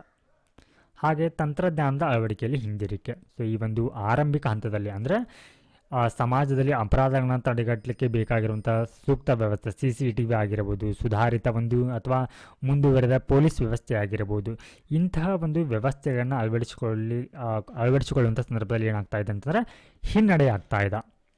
ಸೊ ನಂತರದಲ್ಲಿ ನಾವು ಬಾಕಿ ಪ್ರಕರಣಗಳಿಗೆ ಕಾರಣಗಳು ಅಂದರೆ ಈ ನ್ಯಾಯಾಲಯದಲ್ಲಿ ಏನು ಕೇಸಸ್ಗಳಿವೆ ಸೊ ಅವುಗಳು ಹಾಗೆ ಉಳಿದುಕೊಳ್ಳಲಿಕ್ಕೆ ಅಥವಾ ಪೆಂಡಿಂಗ್ ಆಗಿ ಇರಲಿಕ್ಕೆ ಯಾವೆಲ್ಲ ಕಾರಣಗಳು ಇವೆ ಅಂತ ನೋಡ್ತಾ ಹೋಗೋಣ. ಸೊ ಮೊದಲನೇದಾಗಿ ರಿಕ್ತ ಸ್ಥಾನಗಳು ಅಥವಾ ಖಾಲಿ ಸ್ಥಾನಗಳು, ವೆಕೆಂಟ್ ಅಂತ ಏನು ಕರಿತೀವಿ. ಸೊ ಅವುಗಳು ನ್ಯಾಯಾಂಗ ವ್ಯವಸ್ಥೆ ಮತ್ತು ಪೊಲೀಸ್ ವ್ಯವಸ್ಥೆಯಲ್ಲಿ ಯಾವ ರೀತಿ ಇದೆ ಅನ್ನುವಂಥದ್ದನ್ನು ನೋಡೋಣ. ಸೊ ಮೊದಲನೇದಾಗಿ ಏನಂತಂದರೆ ಪ್ರಸ್ತುತ ನಮ್ಮ ಭಾರತದಲ್ಲಿ ಮಿಲಿಯನ್ ಅಂತಂದರೆ 10 ಲಕ್ಷ ಜನಸಂಖ್ಯೆಗೆ 21 ನ್ಯಾಯಾಧೀಶರಿದ್ದಾರೆ. ಸೊ ಇಲ್ಲಿ ಆ್ಯಕ್ಚುಲ್ ಆಗಿ ಅಂದರೆ ನೈಜವಾಗಿ ಎಷ್ಟಿರಬೇಕಂತಂದರೆ 50 ಏನಂತಂದರೆ ಪರ್ ಮಿಲಿಯನ್ ಅಂದರೆ ಪ್ರತಿ 10 ಲಕ್ಷ ಜನಸಂಖ್ಯೆಗೆ 50 ಮಿಲಿಯನ್ ಇರಬೇಕಂತ ಹೇಳಲಾಗತ್ತೆ. ಸೊ ಇನ್ನು ಈ ನ್ಯಾಯಾಂಗ ವ್ಯವಸ್ಥೆಯಲ್ಲಿ ಖಾಲಿ ಇರುವಂಥ ಹುದ್ದೆಗಳ ಬಗ್ಗೆ ನೋಡೋದಾದರೆ ಸೊ ಹೈಕೋರ್ಟ್ಗಳಲ್ಲಿ ದೇಶದ ವಿವಿಧ ಒಂದು ಉಚ್ಚ ನ್ಯಾಯಾಲಯಗಳಲ್ಲಿ ಸುಮಾರು 40% ಹುದ್ದೆಗಳು ಖಾಲಿ ಇವೆ. ಸೊ ಈ ಒಂದು ಅಂಕಿಅಂಶವನ್ನು ನ್ಯಾಷನಲ್ ಜುಡಿಷಿಯಲ್ ಡೈರೆಕ್ಟರ್ ಜನರಲ್ ಅವರು ನೀಡ್ತಾರೆ. ಹಾಗೆ ಇನ್ನು ಪೊಲೀಸ್ ವ್ಯವಸ್ಥೆಗೆ ಬಂದಾಗ ಪ್ರಸ್ತುತ 1 ಲಕ್ಷ ಜನಸಂಖ್ಯೆಗೆ ಭಾರತದಲ್ಲಿ 144 ಪೊಲೀಸರಿದ್ದಾರೆ. ಹಾಗೆ ಇಲ್ಲಿ ಮಂಜೂರಾಗಿರುವಂಥ ಅಥವಾ ಶಾಂಕ್ಷನಡ್ ಆಗಿರುವಂಥ ಪೊಲೀಸರ ಒಂದು ಸಂಖ್ಯೆ ಎಷ್ಟಿರಬೇಕಂದ್ರೆ ಪ್ರತಿ 1 ಲಕ್ಷಕ್ಕೆ 192 ಇರಬೇಕು. ಆದರೆ ಪ್ರಸ್ತುತ 144 ಜನರಿದ್ದಾರೆ. ಸೊ ಇಲ್ಲಿ ವಿಶ್ವಸಂಸ್ಥೆಯವರು ಹೇಳೋ ಪ್ರಕಾರ ಪ್ರತಿ 1 ಲಕ್ಷ ಜನಸಂಖ್ಯೆಗೆ 222 ಪೊಲೀಸರು ಇರಬೇಕಂತ ಹೇಳ್ತಾರೆ. ಅದಾದ ನಂತರದಲ್ಲಿ ಪುರಾತನ ಕಾನೂನುಗಳು ಅಸ್ಪಷ್ಟತೆ ಕೊರತೆ. ಸೊ ಏನು ಈ ಹಿಂದೆ ಇರುವಂಥ ಈ IPC ಆಗಿರ್ಬೋದು, CRPRC ಆಗಿರ್ಬೋದು ಮತ್ತು ಈ ಇಂಡಿಯನ್ಸ್ ಎವಿಡೆನ್ಸ್ ಆ್ಯಕ್ಟ್ಗಳಲ್ಲಿ ಹಲವಾರು ಇಲ್ಲಿ ಅಪರಾಧಗಳ ಕುರಿತು ಉಲ್ಲೇಖವೇ ಇರೋದಿಲ್ಲ. ಸೊ ಏನಂದರೆ ಇತ್ತೀಚಿನ ಒಂದು ಪ್ರಕರಣಗಳಾಗಿರುವಂಥ ಈ ಸೈಬರ್ ಅಪರಾಧ ಆಗಿರ್ಬೋದು ಅಥವಾ ಇತ್ತೀಚಿನ ಒಂದು ದಿನಗಳಲ್ಲಿ ಚರ್ಚೆಯಲ್ಲಿರುವಂಥ ಈ ವೈವಾಹಿಕ ಅತ್ಯಾಚಾರ. ಸೊ ಈ ಹಿಂದೆ ಈ ವೈವಾಹಿಕ ಅತ್ಯಾಚಾರವನ್ನು ಇದನ್ನು ಒಂದು ರೀತಿ ಅಪರಾಧ ಅಂತ ಹೇಳಿ ಕನ್ಸಿಡರ್ ಮಾಡ್ತಾ ಇರಲಿಲ್ಲ. ಸೊ ಈ ರೀತಿ ಏನಂತಂದರೆ ಕೆಲವೊಂದಿಷ್ಟು ಕಾನೂನುಗಳ ಗಳಲ್ಲಿ ಅಸ್ಪಷ್ಟತೆ ಅನ್ನೋದು ಕಂಡುಬರುತ್ತೆ. ಹಾಗೆ ಇಲ್ಲಿ ಏನು ಮಾಡ್ತಾ ಇದ್ದಾರೆ ಅಂತಂದರೆ ಪದೇ ಪದೇ ಪ್ರಕರಣಗಳನ್ನ ಏನು ಮಾಡ್ತಾ ಇದ್ದಾರೆ ಅಂತಂದರೆ ಮುಂದೂಡ್ತಾ ಇದ್ದಾರೆ. ಕೆಲವೇ ಒಂದು ಅವಧಿಯಲ್ಲಿ ಮುಗಿತಾ ಇರುವಂಥ ಪ್ರಕರಣಗಳು ಏನಾಗ್ತಾ ಇದೆ ಅಂತಂದರೆ ಸುಮಾರು ನಾವು ಮೇಲೆ ನೋಡಿದ್ದೀವಿ 23% ಪ್ರಕರಣಗಳು ಏನಾಗಿದೆ ಅಂದರೆ ಸುಮಾರು 10 ವರ್ಷಗಳಿಂದ ಏನಾಗಿದೆ ಅಂತಂದರೆ ಬಾಕಿ ಉಳಿದಿದೆ. ಸೊ ಇವೆಲ್ಲವೂ ಕೂಡ ಯಾಕೆ ಹೀಗಾಗಿದೆ ಅಂದರೆ ಅವರು ಪದೇ ಪದೇ ಏನು ಮಾಡ್ತಾ ಇದ್ದಾರೆ ಅಂದರೆ ನ್ಯಾಯಾಲಯಗಳಲ್ಲಿ ಪ್ರಕರಣಗಳನ್ನ ಮುಂದೂಡ್ತಾ ಬಂದಿರುವುದರ ಪರಿಣಾಮವಾಗಿ ಇಷ್ಟು ವರ್ಷಗಳನ್ನ ಅದು ತೆಗೆದುಕೊಂಡಿರುವಂಥದ್ದು. ಹಾಗೆ ಇಲ್ಲಿ ಮೂಲಭೂತ ಸೌಕರ್ಯ ಸೊ ಏನಾಗಿದೆ ಅಂದರೆ ಕಳಪೆಯಾಗಿದೆ.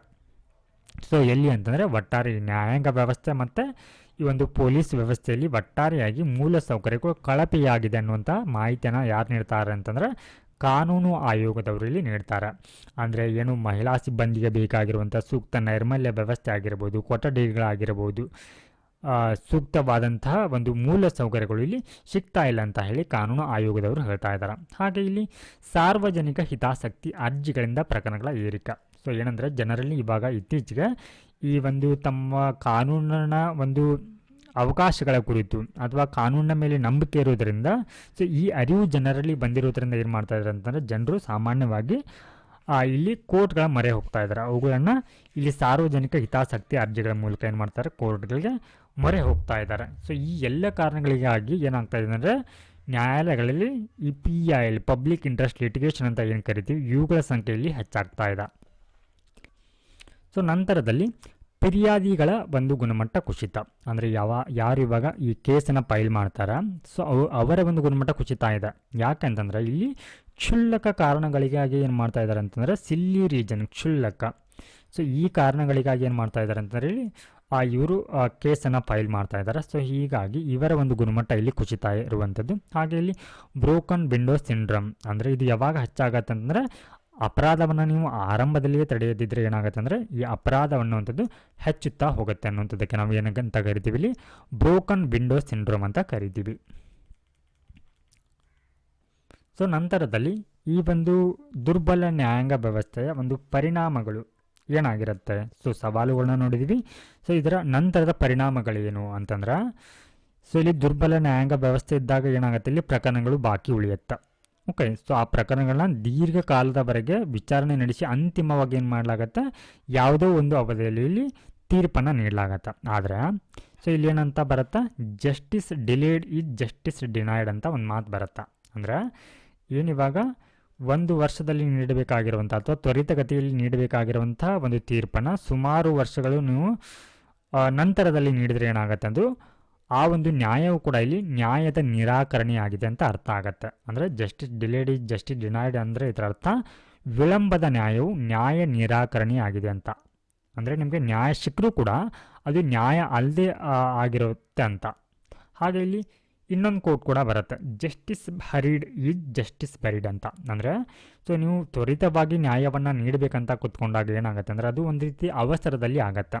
ಸೊ ಈ ಅವಸರದ ಒಂದು ನ್ಯಾಯ ನಿರ್ಣಯ ಏನಂತಂದರೆ ಇಲ್ಲಿ ನ್ಯಾಯದ ಒಂದು ಸಮಾಧಿಯಾದಂಥ ಅಂದರೆ ಏನಾಗ್ಬೋದು ಅಂತಂದರೆ ಇಲ್ಲಿ ತ್ವರಿತವಾಗಿ ನ್ಯಾಯವನ್ನು ನೀಡುವಂಥ ಸಂದರ್ಭದಲ್ಲಿ ಕೆಲವೊಂದು ಬಾರಿ ನಿರಪರಾಧಿಗಳಿಗೂ ಕೂಡ ಏನಾಗುತ್ತೆ ಅಂದರೆ ಶಿಕ್ಷೆ ಆಗುತ್ತೆ. ಸೊ ಇಲ್ಲಿ ನಿರಪರಾಧಿಗಳಿಗೆ ಶಿಕ್ಷೆ ಆದಾಗ ಏನಾಗುತ್ತೆ ಅದು ನ್ಯಾಯದ ಸಮಾಧಿಯಾದಂತೆ ಅನ್ನುವಂಥದ್ದು ಸೊ ಈ ಒಂದು ಹೇಳಿಕೆ ಅರ್ಥ. ಸೊ ನಂತರದಲ್ಲಿ ತ್ವರಿತ ವಿಚಾರಣೆ ಅನ್ನುವಂಥದ್ದು ಮೂಲಭೂತ ಹಕ್ಕು ಅನ್ನುವಂಥ ಮಾತನ್ನು ಸೊ ಈ ಬಾಪು ಸಿಂಗ್ ಪ್ರಕರಣದಲ್ಲಿ ಸರ್ವೋಚ್ಚ ನ್ಯಾಯಾಲಯ ಅಂದರೆ ಸುಪ್ರೀಂ ಕೋರ್ಟ್ ಹೇಳಿರುವಂಥದ್ದು. ನ್ಯಾಯಾಲಯವೇ ಹೇಳಿದೆ ಏನಂತಂದರೆ ತ್ವರಿತವಾಗಿ ವೇಗವಾಗಿ ಏನು ಮಾಡಬೇಕಂದ್ರೆ ಈ ಒಂದು ವಿಚಾರಣೆಯನ್ನು ನಡೆಸುವಂಥದ್ದು ಅಥವಾ ವಿಚಾರಣೆ ಆಗುವಂಥದ್ದು ಅಥವಾ ವಿಚಾರಣೆಗೆ ಒಳಗಾಗುವಂಥದ್ದು ಏನಾಗಿದೆ ಅಂತಂದರೆ ಅವರ ಒಂದು ಮೂಲಭೂತ ಹಕ್ಕು ಅನ್ನುವಂಥದ್ದನ್ನು ಸುಪ್ರೀಂ ಕೋರ್ಟಲ್ಲಿ ಹೇಳಿದೆ. ಹಾಗೆ ಇಲ್ಲಿ ಆಮೆಗತಿಗೆ ಅಥವಾ ವೇಗದ ಸಿಂಡ್ರೋಮ್ ಕೂಡ ಹೆಚ್ಚಾಗ್ತಾ ಇದೆ. ಅಂದರೆ ಆಮೆಗತಿ ಅಂದರೆ ಆ ಪ್ರಕರಣಗಳು ಏನಾಗ್ತಾ ಇದೆ ಅಂದರೆ ತುಂಬ ವಿಳಂಬವಾಗಿ ಸಾಗ್ತಾ ಇರುವಂಥದ್ದು. ಸೊ ಈ ರೀತಿ ಪ್ರಕರಣಗಳು ವಿಳಂಬವಾಗ್ತಾ ಇರೋದ್ರಿಂದ ಏನಾಗುತ್ತೆ ಅಂದರೆ ಅದು ಸಾಮಾನ್ಯವಾಗಿ ಜನರಲ್ಲಿ ಒಂದು ರೀತಿಯ ಒಂದು ಅಸಡ್ಡೆ ಬಂದುಬಿಡತ್ತೆ. ಅಂದರೆ ನ್ಯಾಯಾಂಗದ ಮೇಲೆ ಅವರಿಗೆ ಯಾವುದೇ ರೀತಿಯ ಒಂದು ನಂಬಿಕೆ ಅನ್ನುವಂಥದ್ದು ಬರೋದಿಲ್ಲ. ಸೊ ಹೀಗಾಗಿದ್ದು ನ್ಯಾಯಾಂಗದ ವಿಶ್ವಾಸಾರ್ಹತೆಗೆ ಏನಾಗುತ್ತೆ ಹಾನಿಯನ್ನು ಉಂಟು ಮಾಡುತ್ತೆ. ಸೊ ಈ ಒಂದು ಏನು ಇವಾಗ ನ್ಯಾಯಾಂಗದ ಒಂದು ಅಸಡ್ಡೆ ಅಥವಾ ಈ ನ್ಯಾಯಾಂಗದ ಒಂದು ದುರ್ಬಲತೆಯಿಂದ ಏನೆಲ್ಲ ಪರಿಣಾಮಗಳಾಗ್ತಾ ಇದೆ ಅದಕ್ಕೆ ಸಂಬಂಧಿತವಾಗಿ ಸರ್ಕಾರ ಅಥವಾ ನ್ಯಾಯಾಲಯಗಳು ಏನೆಲ್ಲ ಒಂದು ಕ್ರಮಗಳನ್ನ ಕೈಗೊಂಡಿದೆ ಅನ್ನುವಂಥದ್ದನ್ನು ನೋಡೋಣ. ಸೊ ಮೊದಲನೇದಾಗಿ ಇಲ್ಲಿ ಈ ನ್ಯಾಯಾಲಯಗಳು ಅಂತ ಬರುತ್ತೆ ಅಥವಾ ಈ ಕೋರ್ಟ್.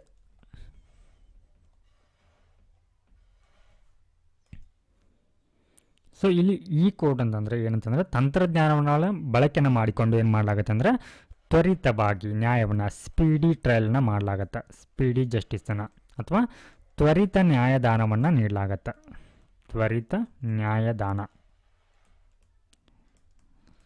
ಸೊ ನಂತರದಲ್ಲಿ ಲೋಕ್ ಅದಾಲತ್ಗಳಂತ ಬರುತ್ತೆ. ಸೊ ಸಾಮಾನ್ಯವಾಗಿ ಇಲ್ಲಿ ನ್ಯಾಯದ ಒಂದು ವಿಷಯ ಅಂತ ಬಂದಾಗ ನಾವೆಲ್ಲ ಆ ಕೋಡ್ಗಳ ಬಗ್ಗೆ ಮಾತಾಡ್ತೀವಿ. ಬಟ್ ಇಲ್ಲಿ ಲೋಕ ಅದಾಲತ್ ಅನ್ನುವಂಥದ್ದು ಅಲ್ಟರ್ನೇಟಿವ್ ಡಿಸ್ಪ್ಯೂಟ್ ರೆಸಲ್ಯೂಷನ್ನ ಒಂದು ಪ್ರಕಾರವಾಗಿದೆ. ಅಂದರೆ ಪರ್ಯಾಯ ವಿವಾದ ಪರಿಹಾರ ಕಾರ್ಯವಿಧಾನಗಳಲ್ಲಿ ಇದು ಬರುತ್ತೆ.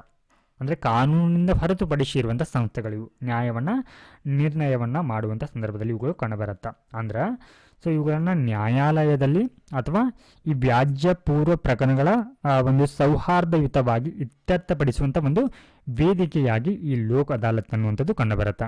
ನೀವು ನೋಡಿರ್ಬೋದು ಇತ್ತೀಚೆಗೆ ಈ ಸುಪ್ರೀಂ ಕೋರ್ಟ್ ಸ್ಥಾಪನೆಯಾದಂಥ 75ನೇ ವರ್ಷದಲ್ಲಿ ಏನು ಮಾಡಿತ್ತು ಅಂದರೆ ಸುಪ್ರೀಂ ಕೋರ್ಟ್ ಲೋಕ ಅದಾಲತ್ಗಳನ್ನ ಸ್ಥಾಪನೆಯನ್ನು ಮಾಡಿತ್ತು. ಸೊ ಆ ಮೂಲಕ ಬಾಕಿ ಇರುವಂಥ ಪ್ರಕರಣಗಳನ್ನ ಈ ಲೋಕ್ ಅದಾಲತ್ಗಳ ಮೂಲಕ ವಿಚಾರಣೆಯನ್ನು ಮಾಡುವಂಥ ಕೆಲಸವನ್ನು ಕೂಡ ಮಾಡಿತ್ತು. ಸೊ ನಂತರದಲ್ಲಿ ನಾಲ್ಸಾ ಅನ್ನುವಂಥ ಇನ್ನೊಂದು ವ್ಯವಸ್ಥೆ ಬರುತ್ತೆ, ನಾಲ್ಸಾ. ಸೊ ಈ ಒಂದು ವ್ಯವಸ್ಥೆಯ ಮೂಲಕ ಏನಂತಂದರೆ ದುರ್ಬಲರಿಗೆ ಅಂದರೆ ಮಹಿಳೆಯರಾಗಿರ್ಬೋದು ಅಥವಾ ವಯಸ್ಕರಾಗಿರ್ಬೋದು ಇಂಥವರಿಗೆ ಅಥವಾ ಅಂಗವಿಕಲರಾಗಿರ್ಬೋದು ಇಂಥವರಿಗೆ ಬಡವರಿಗೆ ಇಂಥವರಿಗೆ ಈ ಒಂದು ಉಚಿತ ಕಾನೂನಿನ ನೆರವನ್ನು ನೀಡುವಂಥ ಕೆಲಸವನ್ನು ಈ ನಾಲ್ಸಾ ಮಾಡುತ್ತಾ. ಸೊ ಅದಾದ ನಂತರ ಕಾಗದದ ಬದಲು ತಂತ್ರಜ್ಞಾನ, ಏನಿವಾಗ ಅರ್ಜಿಗಳಿರುತ್ತೆ ನ್ಯಾಯಾಲಯದ ಮುಂದೆ, ಸೊ ಆ ಎಲ್ಲ ಅರ್ಜಿಗಳನ್ನ ಇಲ್ಲಿ ಏನು ಮಾಡಲಾಗತ್ತೆ ಡಿಜಿಟಲೀಕರಣವನ್ನು ಮಾಡಲಾಗತ್ತೆ, ವೇಗವಾಗಿ ನಡೆಯುತ್ತೆ ಪ್ರೊಸೆಸ್ ಅನ್ನುವಂಥದ್ದು. ಏನಂತಂದರೆ ಸಂಬಂಧಿತ ದಾಖಲಾತಿಗಳನ್ನ ಅತಿ ವೇಗದಲ್ಲಿ ಪಡೀಲಿಕ್ಕೆ ಇದೇನಾಗುತ್ತೆ ನೆರವಾಗತ್ತೆ. ಸೊ ನಂತರದಲ್ಲಿ ಲಿಮ್ಸ್ ಅಂತ ಬರುತ್ತೆ. ಏನಿದು ಲಿಮ್ಸ್ ಅಂತಂದ್ರೆ ಲೀಗಲ್ ಇನ್ಫಾರ್ಮೇಷನ್ ಮ್ಯಾನೇಜ್ಮೆಂಟ್ ಆ್ಯಂಡ್